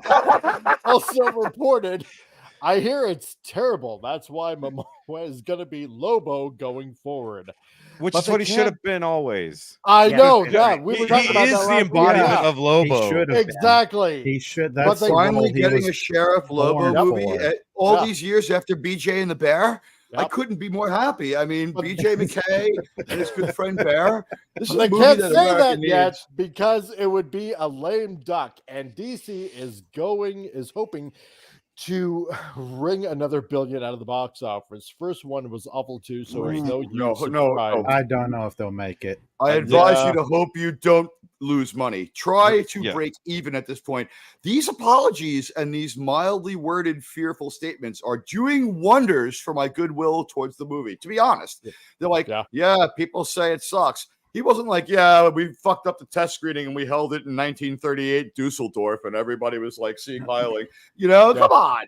This is at least James Wan sounds like he took his dose of copium before he talked to the reporter. At least he sounds like he's not being a dick. But this movie probably can't be saved. We've been trying to save it for 3 years. Dormammu, yeah, they should have I'm the on actor board. that does Yes. the Deep I could to see be the that. new Aquaman and make Momoa Lobo. Yeah, I'd be okay with that. I Wow, could see he that. made that sentence difficult. Momoa Lobo. Yeah, Guys, can Momoa we just Lobo. a show of hands? If they burn this movie and just move on and have parts of it in other DC movies to just give us some Aquaman, right? Use the action sequences. Would anybody feel like they lost out? I know I wouldn't. No, not really. Honestly, I don't Not care really. about the DCEU at this point. I mean, they have what 14 or 15 movies at this point, and I think I it's don't more like like. 23. There's only maybe one, DC, or two of them that I've enjoyed.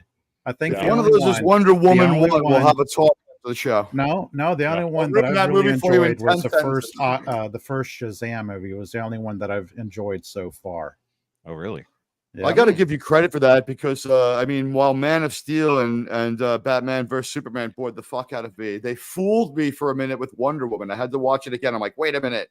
How come she doesn't have an accent when she was a child? And then it like snowballs from there. Yeah. Speech impediment.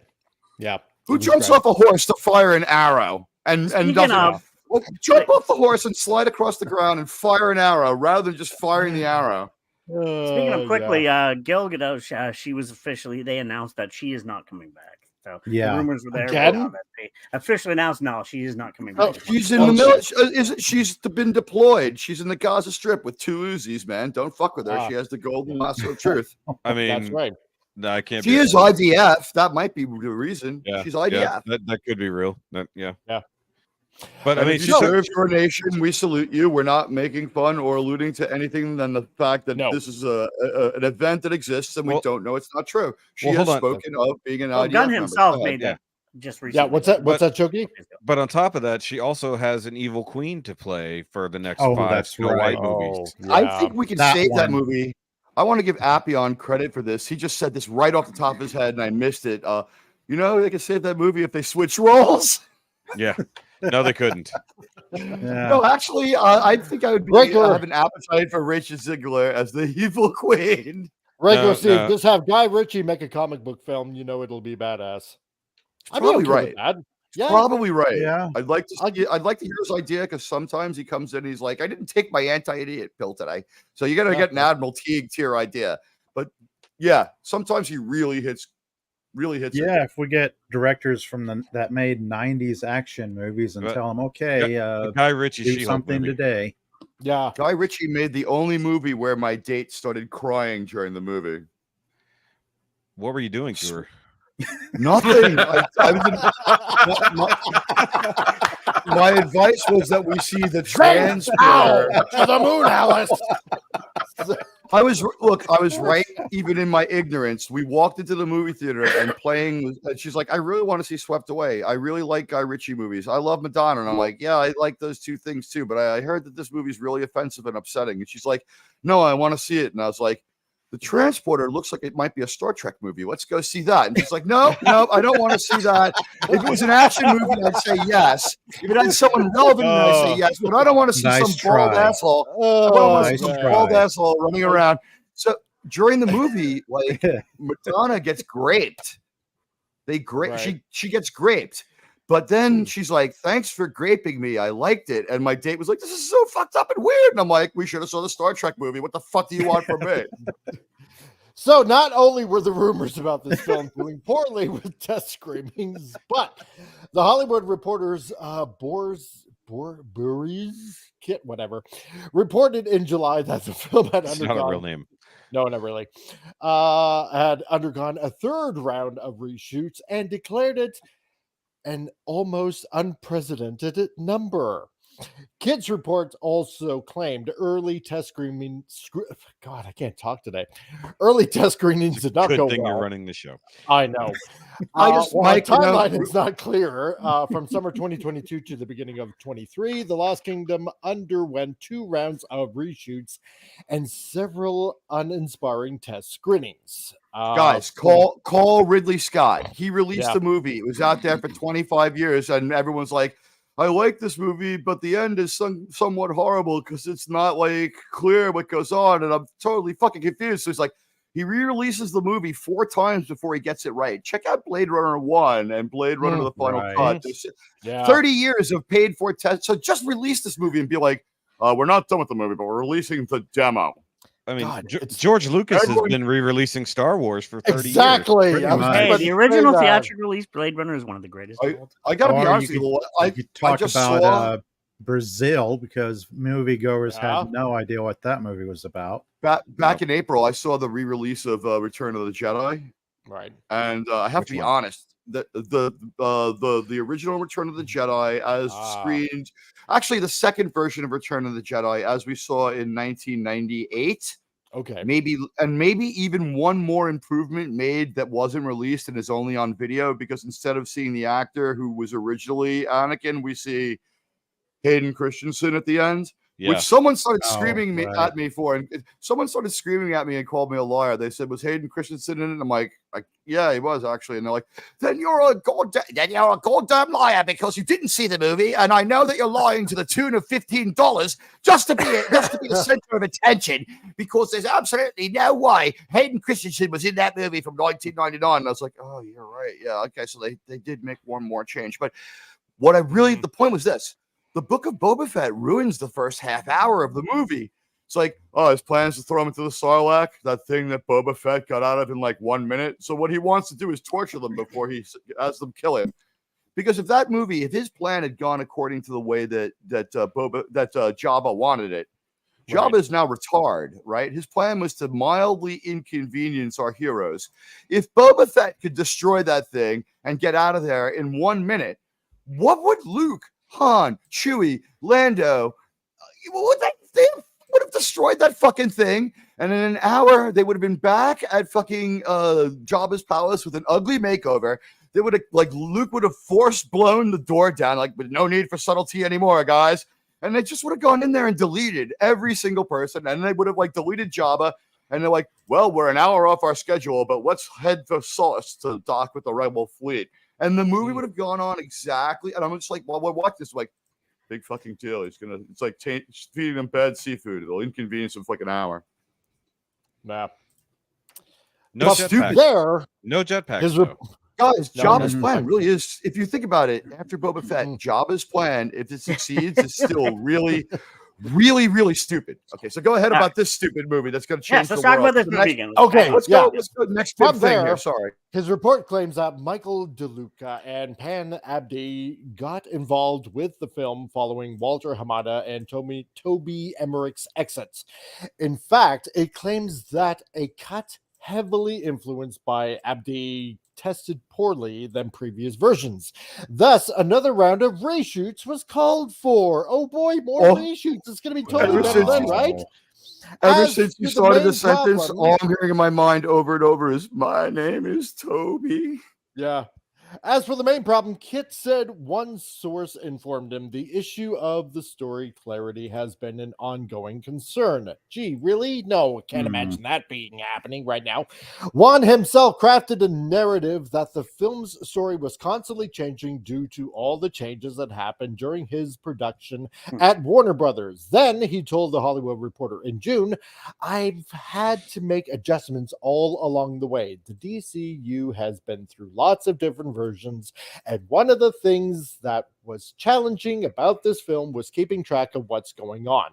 Then he would seemingly contradict himself, adding, fortunately, the Aquaman universe is pretty far removed from the rest of the world. We're going to many different underwater kingdoms that are not necessarily related to what's happening with the other movies and characters. So we're stand alone in that respect. So I can tell my own story on its own without being affected too much. But at the same time, I have to be mindful of what's been happening.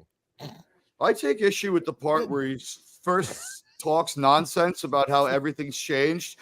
And then all of a sudden, like, sanity sets in. It's like, a second, I have to pee, and like they paused the tape, and when he came back, they started recording, and he's like, the real problem is that we go to these bunch of underwater kingdoms, and I just have no fucking ideas, and like, at least again, he didn't take the low road. It looks like James Wan is ready to own the self-destruction of this movie and move on with his career, because he'll at least not. Well, look at the other people who've ruined movies and what happened to them, right? It's like J.J. Abrams has a fucking disastrous Star Wars movie with Force Awakens, and then does even worse with The Rise of Skywalker. And he's like, it was the best movie that could have been made. And he pays people to demonize his critics, and he goes out there saying that at least it was better than Return of the Jedi. It's like Mo Green, the way that Lee Strasberg talks about Mo Green. I knew Mo. I knew what he was like, going out there, being offensive, saying stupid things. If this is the life you chose for yourself, James Wan seems more in touch with the facts. Like, I'm going to take a beating on this movie one way or another. I might as well lean into it. Congratulations, James Wan, for what seems like a mixed bag of mostly sane statements. I guess that's the only way to put it. More than likely. All I'm saying from this is that there's so much reshoots. I'm wondering how many director's cuts are we going to have out of this? I mean, there's probably enough for 5 or 2. 6. Five or six. I was thinking 2 or 3. They'll be 80 years old when they're like, we found one more scene that makes the whole thing come together. It makes sense. Final, here's the final director's cut. Yeah, Aquaman 38, the dude's rug. It all comes together. Let's be honest, we're not doing the reshoots everybody wants them to reshoot. Amber, that's the ones we want reshot and get her gone. But we don't do that. What happened with that? You know what? We honestly, as crazy as this is to say, we're not going to steal it, but we're going to have to find a way to see this movie without paying money for it, without going to a theater on our own computers, without breaking the law the day it comes out, so that we can react to it. Because if there's a reason, bless you. If there's a reason that she's so woven in there that they couldn't have done it, that would have had to start from scrap. I'll have some empathy, but at the same time, where you're at now, you should have started. Hindsight's 20/20. I get it, but you should have started from scrap. You should have started over, and the first scene in the movie should have been like a wonderful funeral for Mira, and then people would have forgiven, like, say, like the 3 scenes we had. If it was a flashback, right? It's like we see Mira's. It's like, of all the souls I know, hers was the most feminine, and like they launched a torpedo. She might have had some unspoken ironclad contract that nobody can touch. No, it just seems too weird. It's called your movie will get destroyed by people that you can't. Look, when we're friends, we can make mistakes, right? My friends, if I made a mistake, my friends, you'll forgive me. These people have no friends; they have allies. So if you seem to not be holding up your part of the war plan, you become one of the no allies. It's fine, but also the movie has been imbued with her, right? So the thing going on here is the enemy. Oh, yes, the enemy of my enemy is my friend, and she doesn't have friends. She has allies. Her allies have mostly abandoned her, and she never had friends. And what's with these recent pictures where she looks bloated and drunk? And then, well, that's what happens, when say if you were to have a wake like that, flush her down the toilet like you normally would with any kind of goldfish. Bitch, Keith Richards still thin. She's bloating. That's what it is, right? Right. She doesn't use the toilet, I thought, though. Oh, that's right. You run out of sheets. Yeah. She has to fly to Italy to take a shit. Yeah. So, more recently, it's been reported that both Juan and Momoa wanted to remove Amber Heard from the film based on the notes taken by Heard's therapist, Dr. Don Hughes. Oh, remember this, guys? Oh, this is so much fun. Yeah. One note from Hughes about Juan states, even director of Aquaman 2 couldn't account. Plus, he raised his voice at me. I can't even post about Aquaman. He made it like it was my fault, and I said, I'm sorry. Oh, my God. What an asshole. Yeah. You know what? You want a job, you want money for your services, and you fuck it up. I mean, God damn it. We've had people out there with much worse jobs than you. Exactly. No, I mean, honestly, people have, there are women out there who would murder someone to hang out with Jason Momoa all day and get paid. I mean, I'm not saying this in a sexist way, although I am a sexist. You know what? Bitch, shut the fuck up. Someone yelled at you. And by the way, she wanted those notes released or they wouldn't have been. No one can subpoena medical notes. That's not right. in a civil case. So she thought that this was going to help her. And she used it. I think I said at the time, this sounds to me like she hired a professional to write down her own abuse diary. It's merely her account. It's as though you had written this down on paper but had a secretary. That's right. The note about Momoa also claims that he wanted her fired. It reads, Jason said he wanted me to be fired as well, but on set, Jason drank late on set, dressing up like Johnny.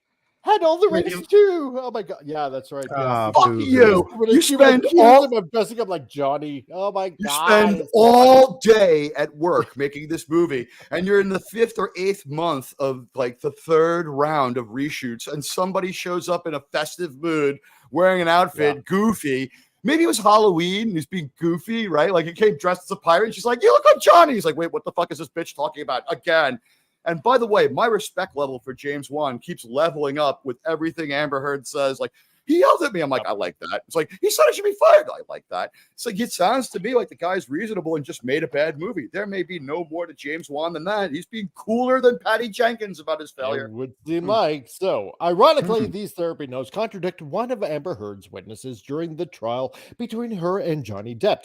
Catherine Arnold, an entertainment industry consultant, testified Jason Momoa, the star, and James Wan, the director, commented to her in an email saying, if we are involved in this movie, you will be. After an objection, she added, Jason Momoa and the director were adamant that she was in the film, worked hard to be in the film. Oh, I bet she worked hard and very, very hard. Dirty knees? I can believe, honestly, I'm thinking so. Yeah. I mean, I'd watch that rather than the rest of this movie. I believe that for $1. So I believe that in the last 6 years, I believe in the last 6 years at some point, I believe that in the last 6 years, the time that this movie is delayed, at some point, she was got whipped herself into shape and got really good at swimming or something that speaks to the character or the movie. I believe that much, but this movie has now been in production since 2019. Yeah. Wow. Exactly. Right. Aquaman 1, we determined it. We looked at this. It was, what was it, 2017? We were all stunned. Yeah, no, exactly. We were saying, oh, yeah, it was about 2019, thinking it was relatively. Now, this is Barack Obama was president, guys. Well, that's why they What do you mean was? What do you mean was? Barack Obama was living at 1600 Pennsylvania Avenue when this movie came out. How's that?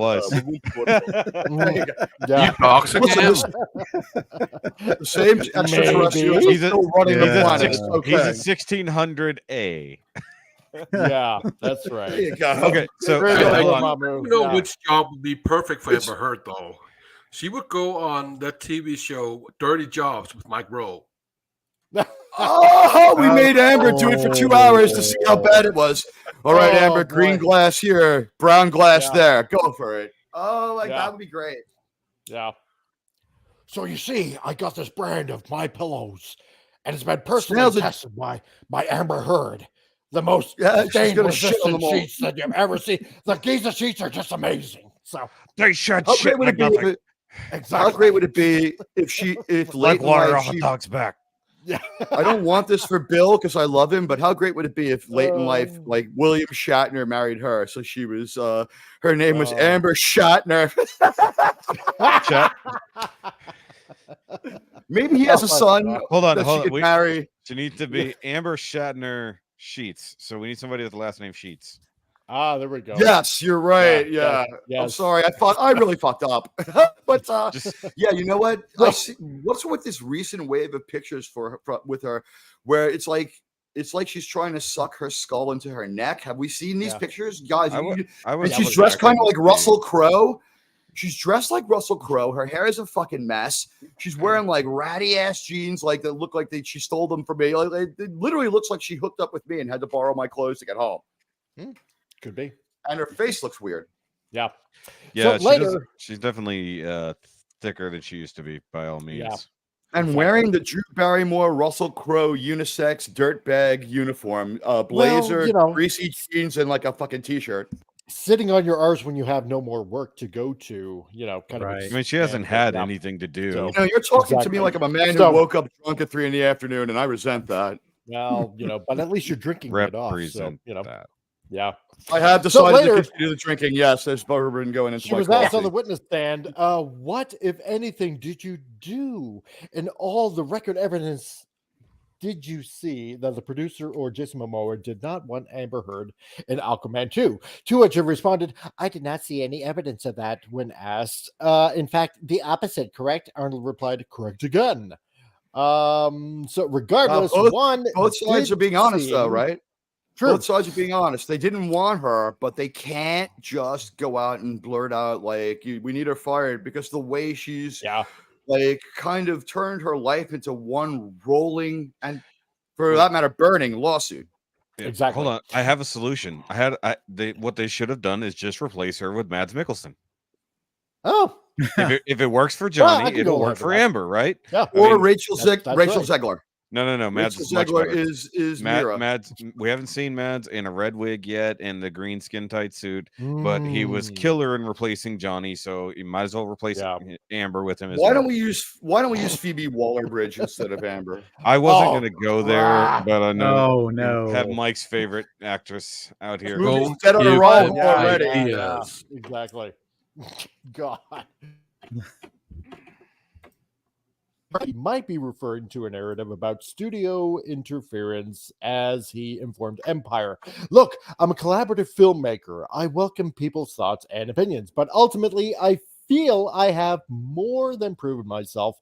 So it was like, this is a movie I want to make, he added.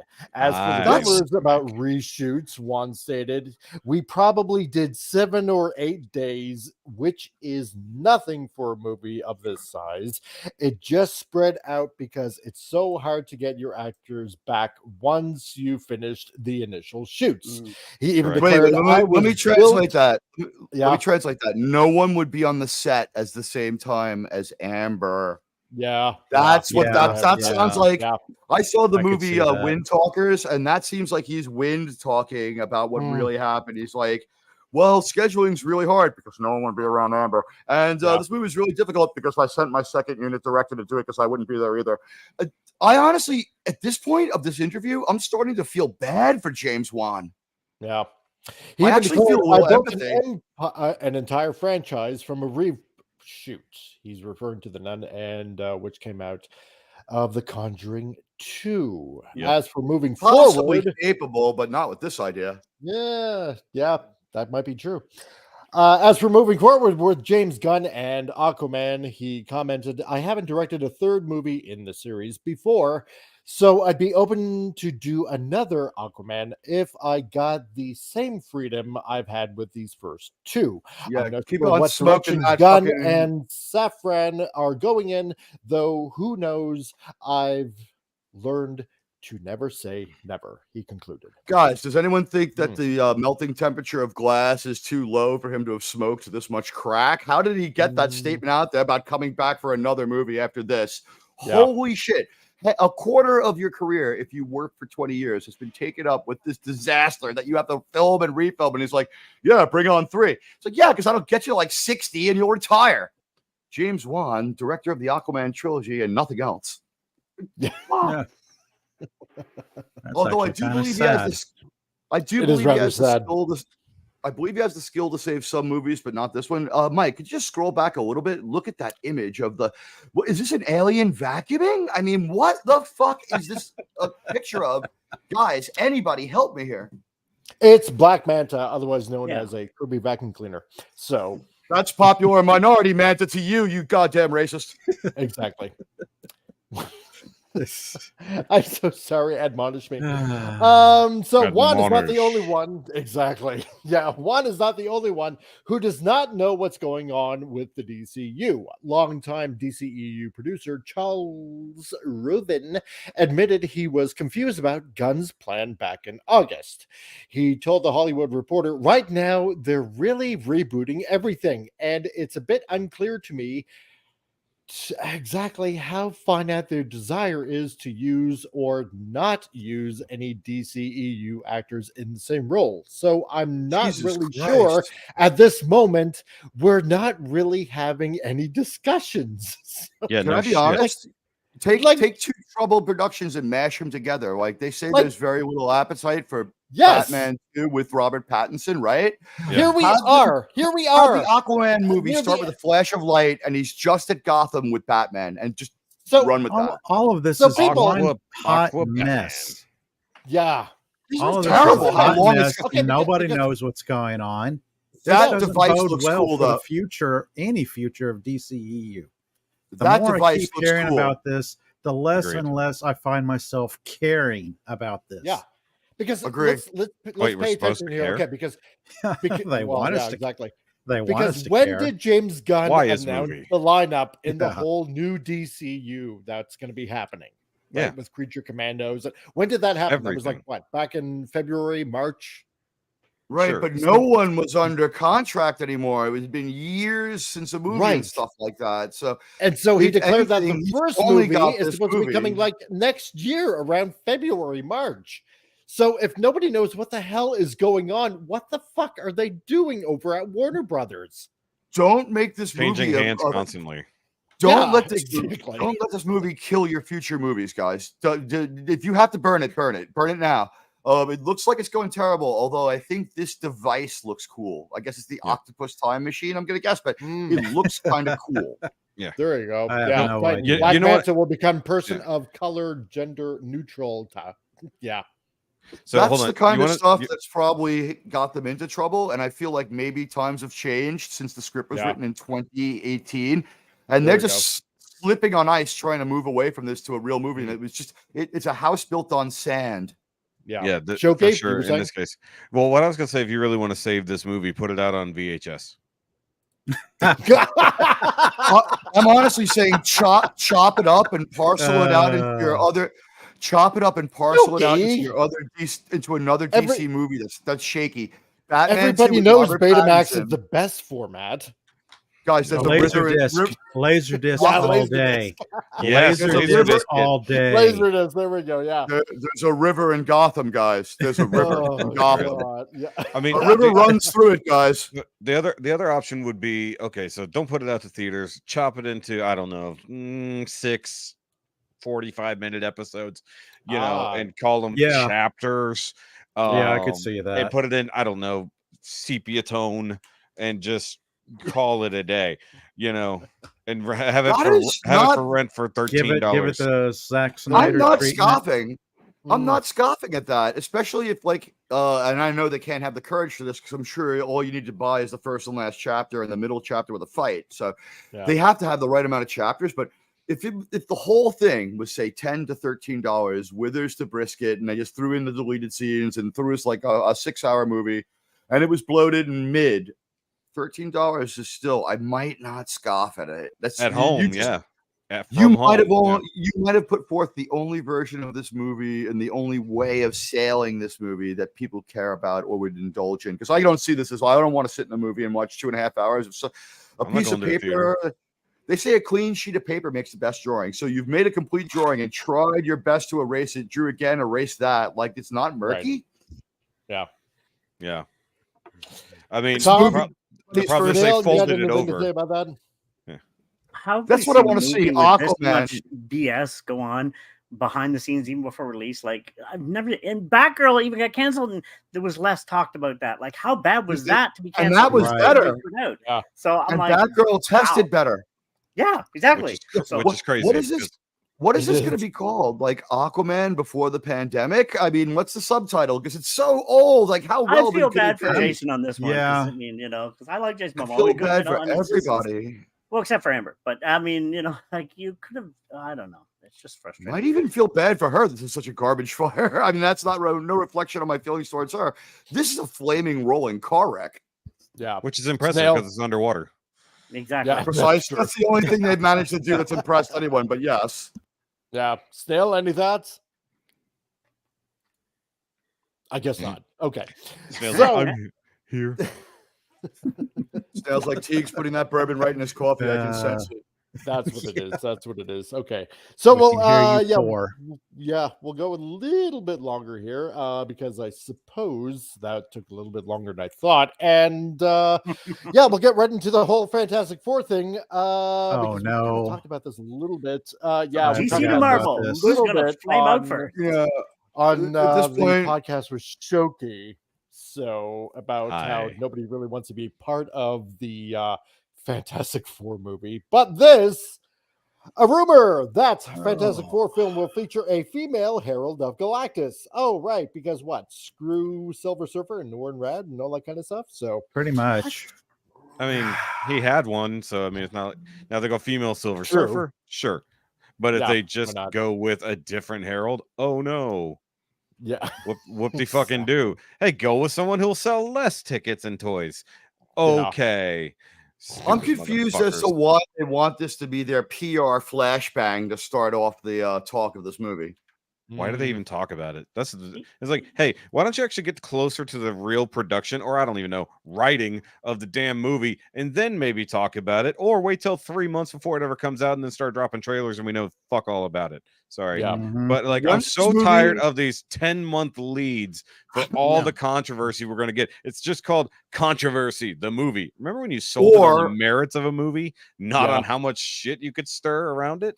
That's good. I feel that these leaks are so that pedestal. I feel that these leaks are so that people can go read what Reddit thinks about the movie and then like work in those changes, because the people on Reddit in general are a little smarter than the writers of Fantastic Foursome. Oh wait, I just saved the movie by mistake. Oh, there we go. So, and because on top of that, rumors are rather fun. I mean, if it's going to be like a semi-naked flaming woman, I mean, I guess we can't complain that much about her. No, I agree with that. Well, here's the thing you don't know. She was always naked when she's invisible. We just can't see it. No, not that one. Yeah. So a new rumor claims that the upcoming Fantastic Four film from director Matt Shakman will feature a female Herald of Galactus. Because why would we have Jack Kirby's first and foremost and most famous Herald whatsoever? So this is the latest rumor. Hold on. I already know how to defeat this. Oh, really? I already know how to defeat this. Hold on. Wait, no. Hold on. Wait, hear me out, guys. Okay. We claim that you can't have a female Herald of Galactus because that would be the patriarchy. Oh, right. Oh, of course. You've got a gigantic white man in charge of a woman's power. And of course, he had to give her power. Right. And then she just leads him around and does what he says. So that's how we defeat it. This is how we defeat it immediately. We're up against the The Twix. predictability matrix here because this is a female antagonist, right? A female bad guy.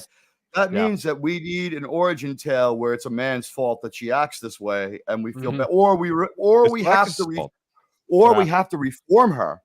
Those are the only two things you're allowed to do with a female villain. Either they were well motivated because of a man, or you must reform them. So what we're looking at the end is like good Galactus, like hanging out, like let me do good. She have to change Galactus. Exactly. He's going to see the error of his ways. Yeah.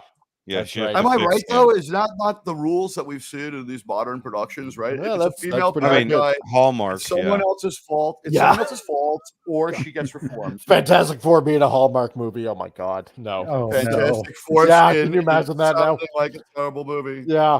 So this latest rumor comes from My Time to Shine. Hello, and the scooper states that Galactus's herald will, in the latest MCU Fantastic Four movie reboot, be a woman. So, generally this person has been a bit, well, more than just once on occasion, just, pretty spot on with the predictions and rumors.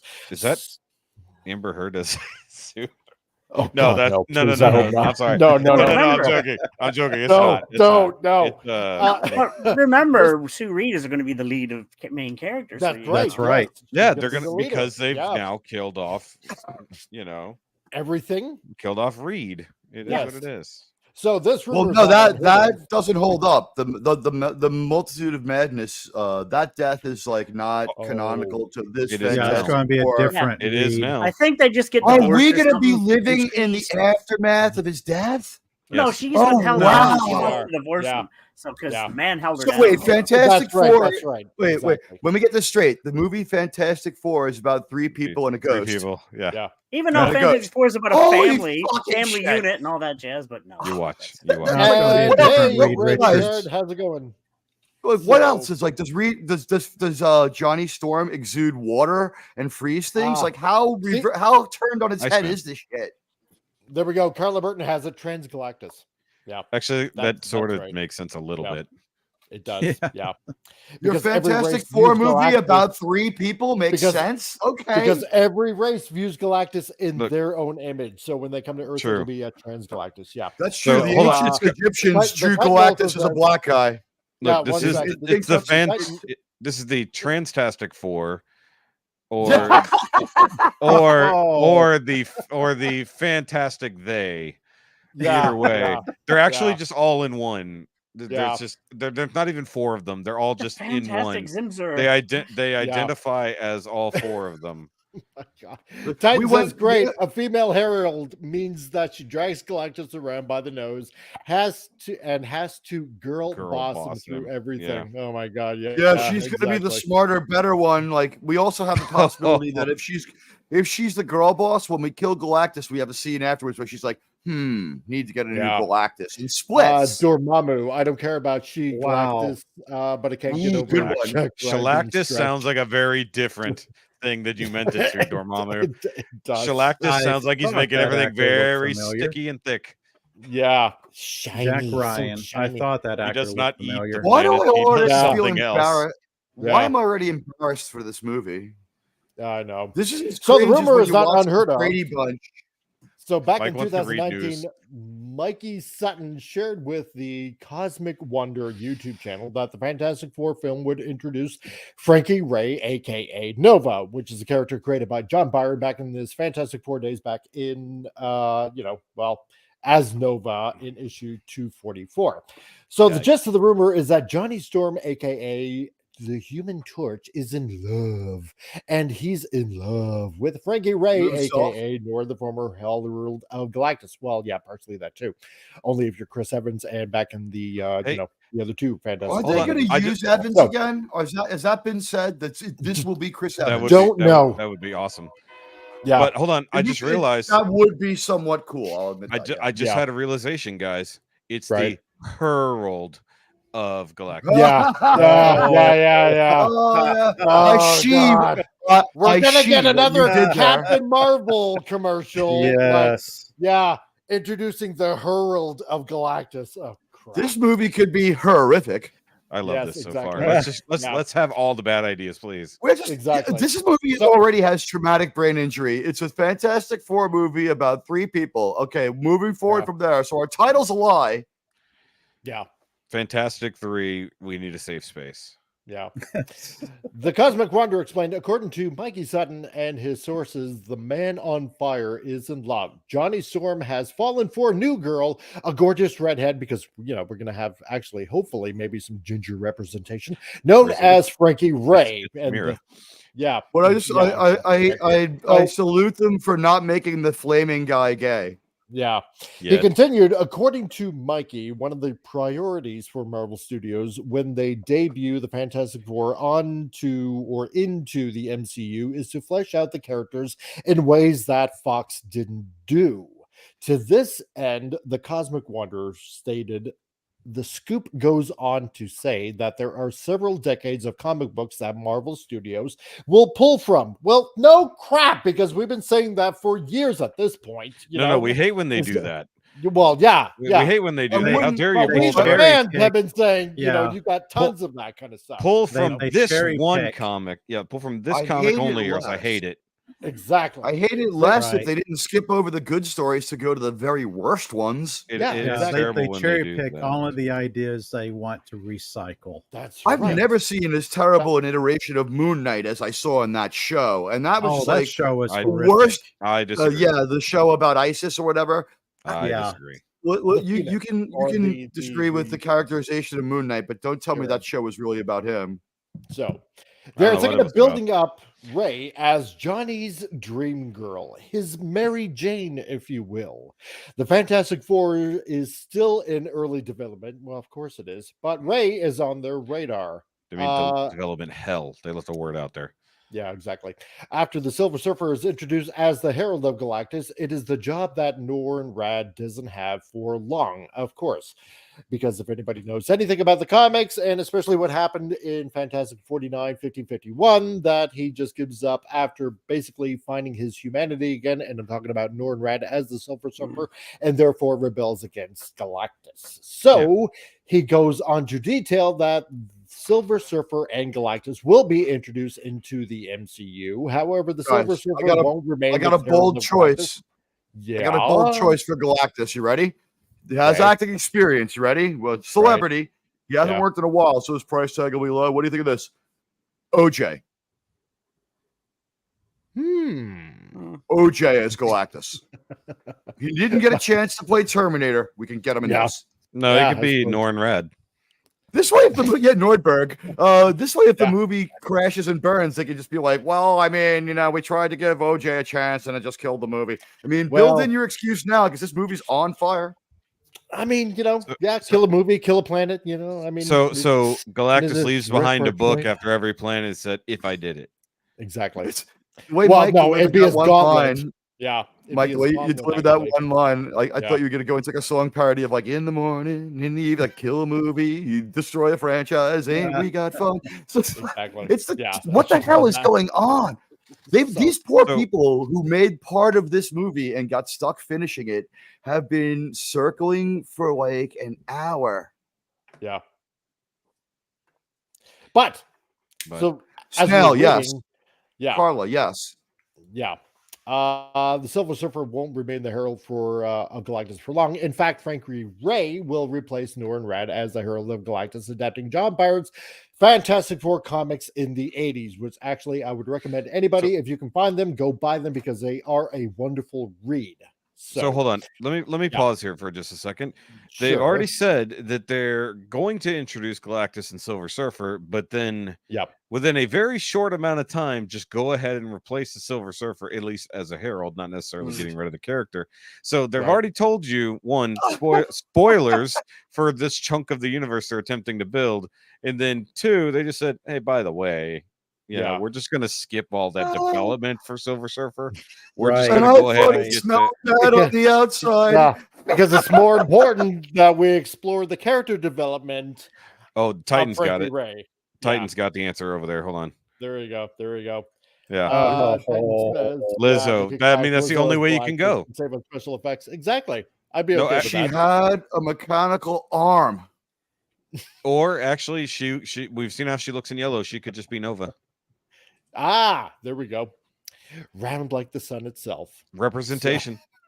Exactly. Color and size. She could be the first planet Galactus eats. What, Mike? OJ, Mike Tyson, Kevin Spacey, Oh, God damn Melissa it. McCarthy as the new Fantastic Four. Sounds like a winner in some other universe. Yeah. Oh, Mike Tyson is the thing, actually. Ah, there we go. Yeah, we could do that. The problem is, I like Mike Tyson. time. Well, I more or less like Mike Tyson. He hasn't done anything criminal, I don't think, at all in this century. No, they made it legal. Never mind. Oh, right. Yeah, that's right. The stick was smaller than his thumb, so it was within the law. Exactly. I just meant the giant pot farm he has. Look, Mike the Tyson has resort. Sorry. Yeah. He might be the shortest person to ever be world heavyweight champion. Mike Tyson's like 5'7". True. Don't fuck with the guy. I would just say Marvel's- offhand, like, here's some advice. If you see Mike Tyson, don't fuck with him. No, he can still kill you very easily.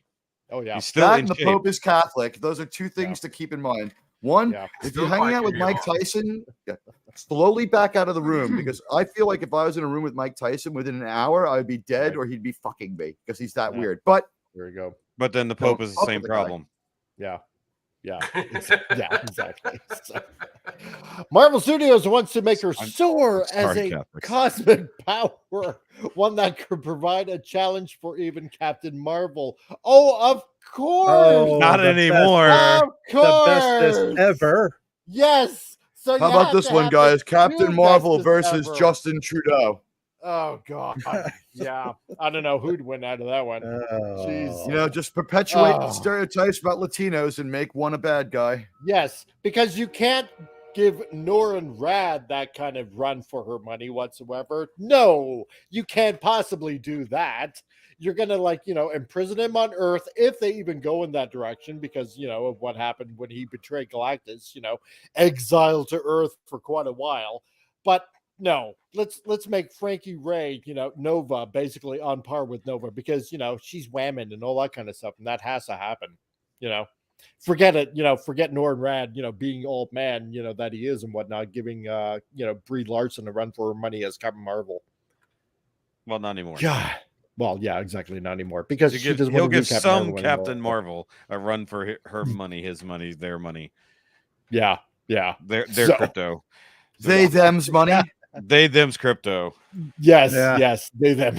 So Oh, that was so 21st century. In 100 years, that'll be the only part of this conversation that a future historian understands, where they're like, I don't know, these guys are a bunch of istophobes. I think it was a Klan meeting, but they broadcasted and they said this one phrase. I understood that reference right there. Look, That was the only lowercase k, okay? Lowercase. lowercase. Klan with it. Yeah. Fuck you, I worked hard to be God. regarded as a horrible person and intolerant. Don't you dare infringe upon my image. You got your Cubanism to fall back on, so That's right. That, and I had the handicap of having gone to college. exactly. geez. Plus on top of that, illiterate. When in New Now we York, know there's no yeah, hope. we get you. That's Yeah. what Jim Beam was for. Because my parents had didn't have the common decency to get divorced and stay together and all that stuff. Yeah, my boring normal life. What can I speak to this? Exactly. I'm just someone who thinks that most cops are okay. Yeah. You and I have Sutton- so much in common. We should talk after this. Yes. Wait, when are we going live? Yeah. When are we going exactly, live, right? Mike? Yeah. Done and done. So Sutton would also post the full scoop to Facebook, because everybody knows what a shining beacon of hope Facebook is. And truth. It reads, Johnny Storm has fallen for a new girl, a gorgeous redhead named Frankie Ray. Didn't we already read this? What Marvel's put Fantastic Four into the MCU is to flesh out the characters in ways that Fox didn't do. And there are several decades of comic books that Marvel Studios will pull from. Bullshit. They're thinking of building up Ray as Johnny's dream girl, his Mary Jane, if you will. Basically everything that I just read before. But what the hell? It's on But Facebook. who is Johnny or any of Yes, them? but We who's don't Johnny? know. Don't care, because There's he's Silver a white Surfer. boy. Quite possibly. A Yes. character to ignore. the Fantastic Four is in early development, but Ray is on the radar. Oh God, Ray! I just hate that name at this point. Yeah, they've kind of killed that name. They should just not. Yeah, go there. it has. It really Every has. time I So, hear that, every after- time I hear that name, I hear John Boyega. Right? Wait, exactly. wait. We'll have Mark Hamill voice Silver Surfer. Oh God, yes, exactly. After You know the what? In Silver that Surfer is context, I wouldn't introduced as- mind him. Yeah, If he Honestly, scripts the Mark Herald of Galactus. I've never seen a scripted Mark Hamill I didn't like. Yeah, it's Mark it's a Hamill job- solo unscripted that I hate. Yeah, I didn't It's a see the job Mark that- Hamill solo movie. It's yeah, if you don't want to, yeah. It's the job that Norman Rad doesn't have for long, but who will take his place, and there lies the tragedy of Johnny's love for Ray as she becomes Galactus' new herald, just like in so basically blah blah blah in John Byron's classic 80s cartoon or comic, Oh, it sorry. is Johnny 5, not Johnny Yeah. 4. Yeah. Ray appeared in Fantastic Four Rise of the Silver Surfer. Yeah, kind of briefly, and as a military Oh, that's right. That is personnel. right. Yeah, exactly. But Marvel Studios wants to make her soar as a cosmic power that could provide a challenge for Captain Marvel. Blah blah blah, yakety schmackety, blah blah blah. So, for those unfamiliar with Frankie Ray, when to was all of you this guys from? in the chat, what Frankie Ray? No, this article. Like today.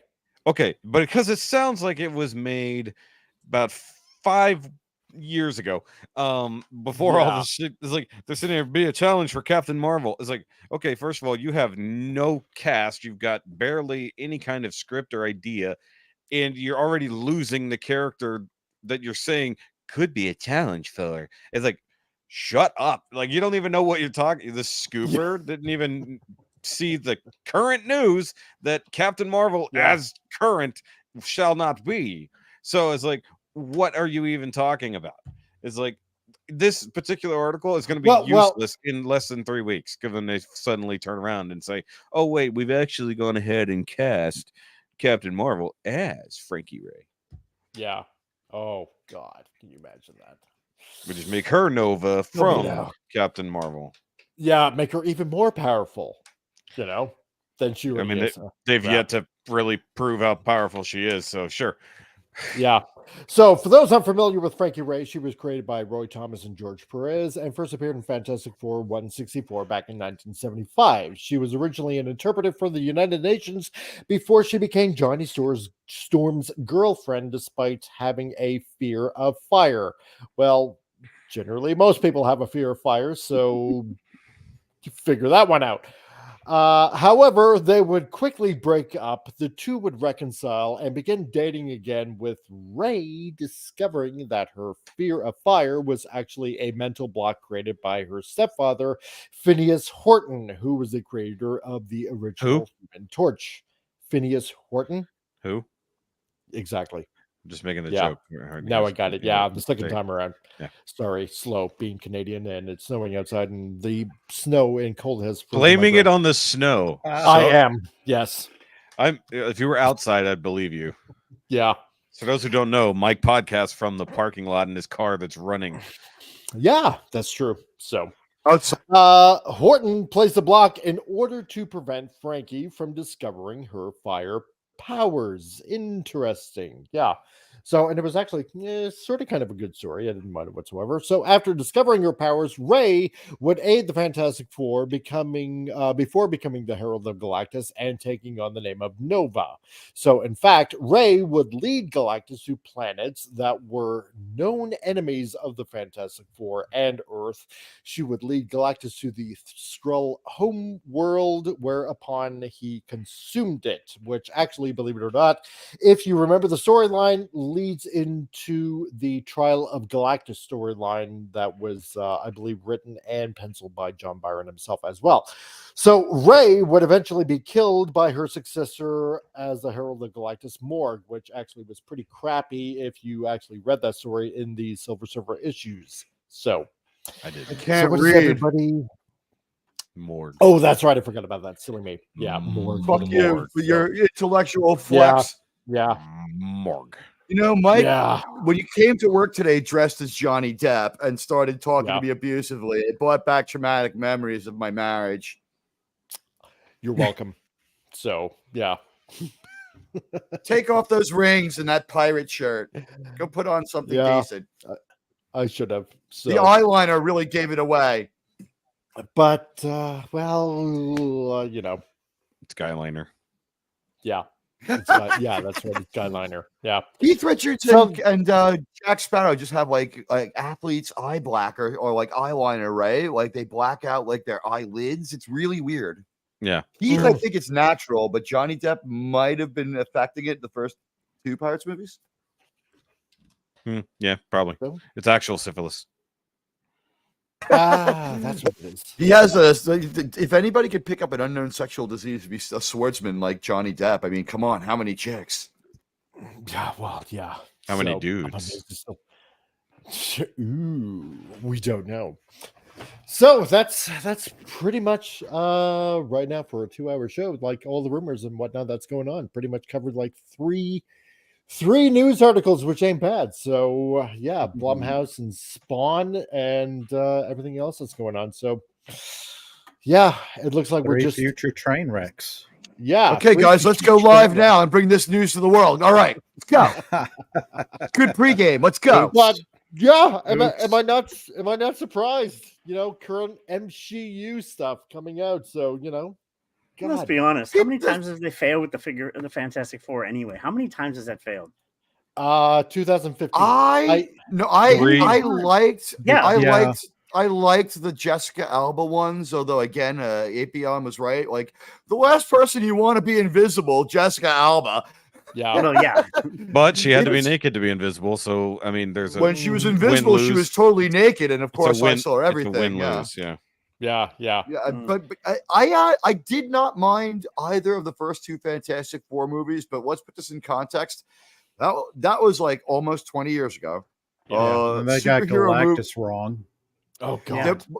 Yeah. Well, the first one's better than the second one, that's for sure. Yeah. But the thing is, we hadn't seen, say, superhero movies that were super competent. It was like it is now, except that like sometimes they were good. Like. We had recently gotten a Halle Berry Catwoman movie that no one talks about. Not in a good way. At the point, not in a when good this, way, no. when Fantastic Four 2 came out, the idea that there was you could go Catwoman and fuck the whole thing up. That was really out there still. So it was a cautious movie. They'd also seen a couple of X-Men movies fall off a fucking cliff, or they would have combined those because I think they're all Sony, right? Fox. Fox. Yeah, okay, but they were all co-owned. They're all co-owned. Sony is Spider-Man. Spider-Man. Yeah. Okay, well, they do a better movie than anyone else with these properties, unless you count Venom, 5 misfires in a row. Venom. Well, okay, what they're doing. First, the Sue is going to be the head of the thing. Then you got the Herald. She's going to be, why don't you just make Galactus Dylan Mulvaney? Just bring her in. She's Woman of the Year. No, he's not. That's yeah, exactly. Can we change the name to Failactus? Probably. The further they go with this, the further and further demonstration of the Kirby era Fantastic Four which is probably a safe bet that fans want Kirby era Fantastic Four. Yes, big time. Yeah, but we won't get it. We'll never get that. No, we'll never. The main part of Fantastic Four, let's be honest, it's about a family unit that comes together and does it, and they're killing that main part of the story right there. It's like, you know. Well, I want to go with what Foggy Brain said for a minute here. First of all, my own idea is a Brady Bunch style song setting this up could probably save the movie at the beginning, rather than like a Star Wars story. Here's a story of some kooky people. They got superpowers by being exposed to rays in space, something like that, right? Yeah. But do the same thing with Joker, make it a musical. There you go. Yeah. But Foggy, No. Well, Joker's insane, so they might be able to pull that off. I'm not going to write that off yet, but what Foggy Brain said right here. How about this? Dylan Mulvaney as Galactus, and like Dylan Mulvaney appears. It's like, as a demonstration of my power, I will now destroy our nation's largest brewery. I will destroy their reputation with one tweet. And then like all of a sudden, like, I'll never watch it. So angry sober Americans. Go ahead. So you're saying he's going to sound like Bane, Christian Bale Bane version, right? It's gonna say Tom Hardy we should Bane, get Yeah. again. Like guys, call planet. call Appion, have him dub the voice, guys. Save the money. He's probably better in the role. He's been playing Bane since the movie came out. Like he's had more practice on it than Tom Hardy. You can still save this movie. That's if you want this movie saved. I don't want this movie Hold on, saved. Snail's trying to talk. Wait. Hold on, Snail. Right, listen to Snail. Oh, Snail's trying to talk. Oh, I just had a random thought, and I want you guys to pitch in on this. How about She-Hulk, played by Lou Ferrigno? Oh, that's brave. I like that. No. And stunning. Poor Lou. Poor Lou. Stunning and brave. Stunning and brave. Definitely stunning and brave. Yep. We'll just pitch his voice up a little bit. Just smile and wave, boys. Smile and wave. Dylan Hulkving. God, oh my God, no.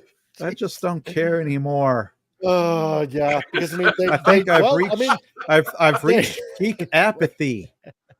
Marvel, DC, I don't care.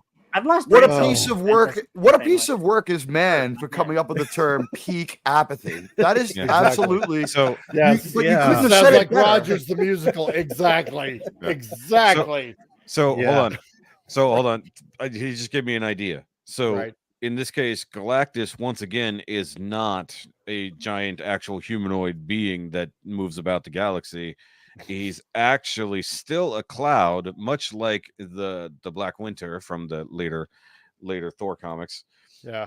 But in this case, it's just called peak apathy, and it's just it's the fans.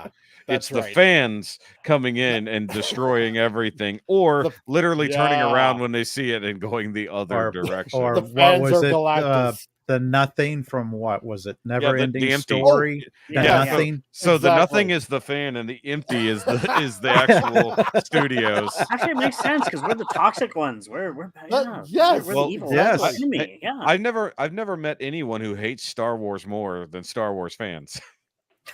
Yeah, I think they finally. Now. You know what? It's finally true. Rocco, how's it going, man? Great. But guys, it's finally true. What they all said, like because of what they did, I believe that the plan was to purge and refresh the fan base, right? Yeah. They purged it, but it didn't really refresh. It didn't really refresh the way they thought it would. And what happened is, it's now true. You ready? There's really no more mean, intolerant, or toxic group of people than Star Wars fans. True. Everyone here hates it. Hey, I love Ahsoka. I love Ahsoka was season 5 of Rebels. I'm gonna say I'm sticking to that. I'm with Tom. If I want to see a big rhomboid-shaped woman walk around and slowly twirl her arms, Rosario Dawson.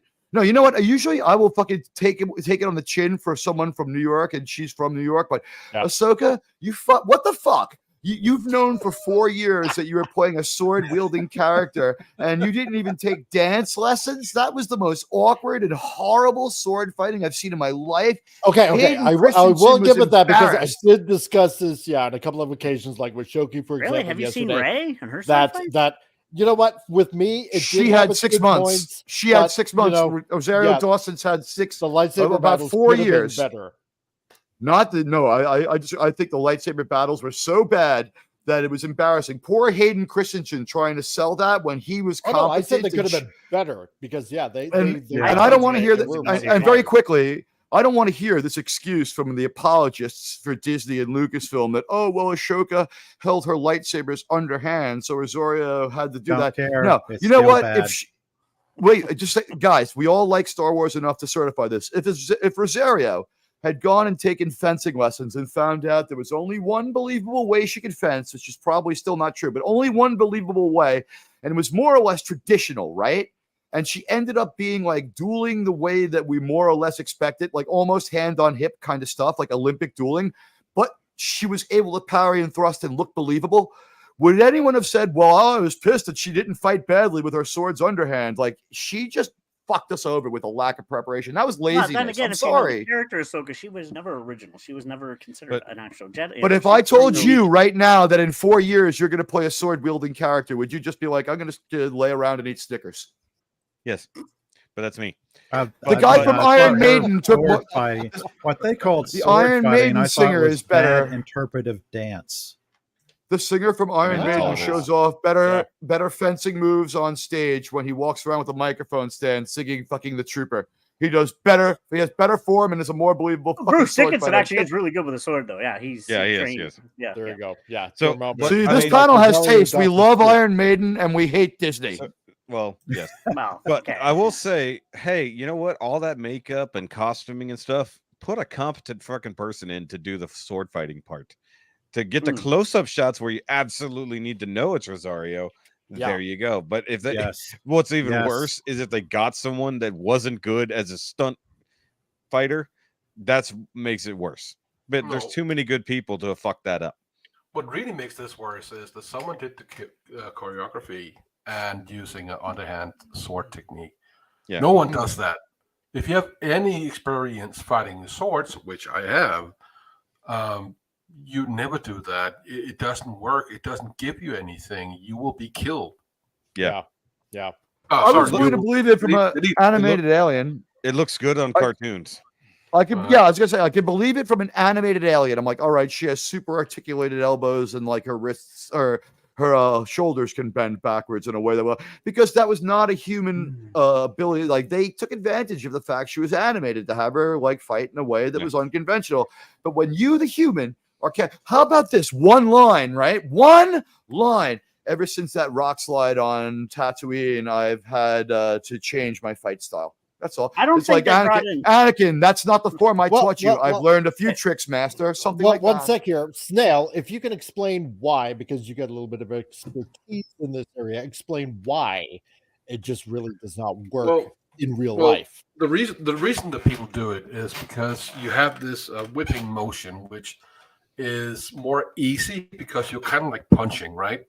Right. And when you extend your arm and let the sword go from the back to the front, people think that whipping action is more powerful, which it isn't.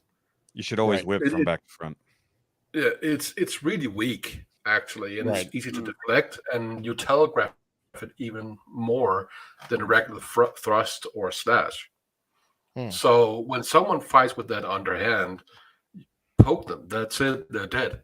They can't deflect anything. Yeah. And I just want to say right here, George Takei, a favorite of this panel, but back in Star Trek, the original series, George Takei was supposed to wield a sword for like 3 scenes in the amok time, not the amok time, naked time. He took fencing lessons for 4 weeks from the moment he got the script, and he even showed up on the set and said, I can't use this. I wouldn't wield a samurai sword. I'm still an American. Which at one time, George Takei said things that we liked and made sense, which is why I try to look the other way now. But when he said, like, look, I am an American, I wouldn't use that sword. I grew up dreaming of the Three Musketeers. And he sold a convincible fencing thing because you can say whatever you want about anything to do with that episode. I like it, but you can say whatever you want. He fences in a believable way. His form is perfect. He's doing fencing. And then when they subdue him, he has to like nerf it to get subdued. Rosario Dawson didn't take 6 weeks of fencing lessons in 4 fucking years of playing a sword wielding action hero. It's disgraceful. Let's be honest. Movie sword fights and real life sword fights, they're much shorter in real life, of course. But I thought they could have brought in Ray Park, which is part of the universe already. I mean, he trains a lot of people on sets for online movie fight scenes, and he would have been perfect for that. AK honestly, so maybe they did bring in Ray because Rosario moves like the 65-year-old that Ray is now. Is the production in the States or England?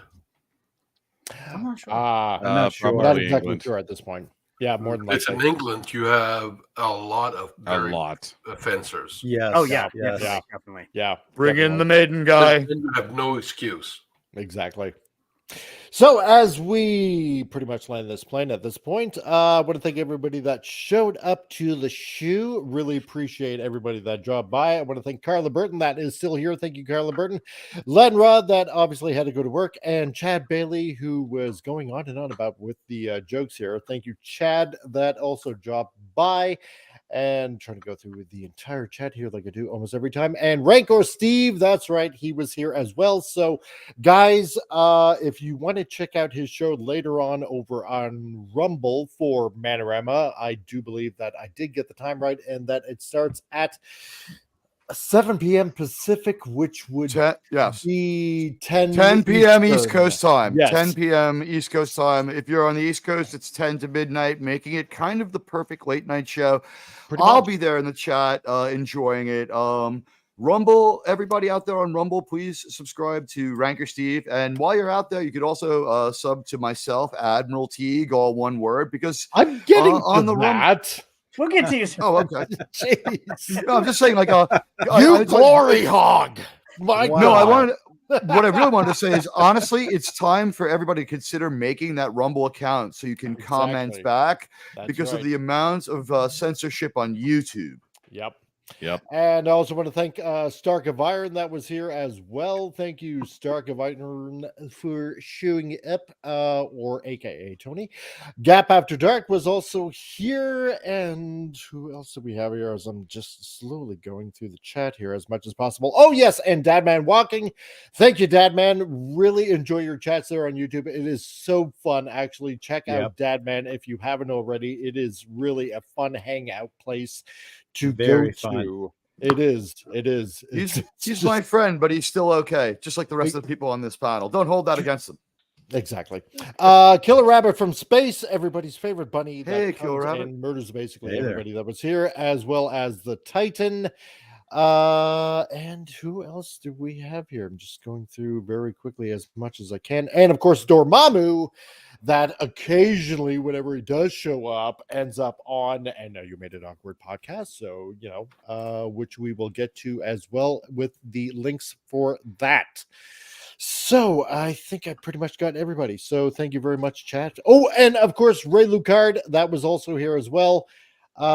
Thanks, dude. Really appreciate you being here as well. So, and Igor as well, and Rocco the Brave. And I believe I might have gotten everybody. So, and Captain Kennedy, that just shows up at the last time, it looks like right here, right now. So with some popcorn. So, Pop Culture Republic. Yes. What do you have on the docket for this week, my friend? Future live streams, depending on my crazy schedule. Still working on an upcoming video review for ISOM number 1. Just finalizing some notes on that. Nice. So yeah. Stuff a coming. Stuff a coming. Yep. Stuff is coming. Nice. Yes. And still the insufferable Insomniac, I see. Yes. So, Weaponizing my insomnia. There we go. That's the way to do it. So, Tom, or dare I even say Foggy Brains at this point, because you're Foggy Brains is now being put on hiatus, so I'm concentrating on doing something a little bit different, so stay tuned for that. And that's about it right now, just photography and other things. So okay, cool. Do you want to give anybody a tease of what you might be doing? No. Or you just want to hold up on that? We're waiting here or something like that. Okay. A holding Good pattern. Enough. Yeah, exactly. There we go. Okay. Well, good enough then for me. So, let's see. Snail Messiah, you got anything that you want to plug there? Absolutely not. Good. Then you say this time. So, and I appreciate that. Amber Heard, You got a bottle of fucking vodka, you've got a shot. Yeah, exactly. Right. So, and a mega pint. That's right. Yeah, exactly. She and likes hopefully fish dick. It's kind of like Shape of Water that way. Yeah. That's the Aquaman I want to watch. It's a better movie than Aquaman. Actually, I think it does exist out there. I guarantee you some. Yes. More I than want to see the edit of. So. I want to see the edit of Shape of Water where we see the fish's dick from the shower scene. Yeah, we should. Yeah, I wanted. I was like, okay, we're gonna see the fish's dick now. No, I think it's a cloaca.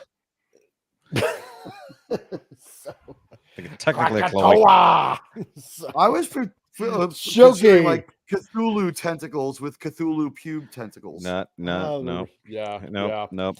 Why don't you go ahead and stay on the air an extra minute to get that thought out there? Yep. Yep. What do you? Mike is like what do thinking you about have to how much plug in? editing he's going to have to do to the YouTube version of this. None. No editing whatsoever. Yeah. So, no, guys, it's not gonna happen, because it's more fun that way. As Mike is continually trying to set me up for a promo, but T will shut up. So I am Shoki. You can check out the Shoki Reviews channel, where I check out nerdy stuff, action figures, Transformers, Gundams, and the like. But I've been reduced that down to not much of anything these days.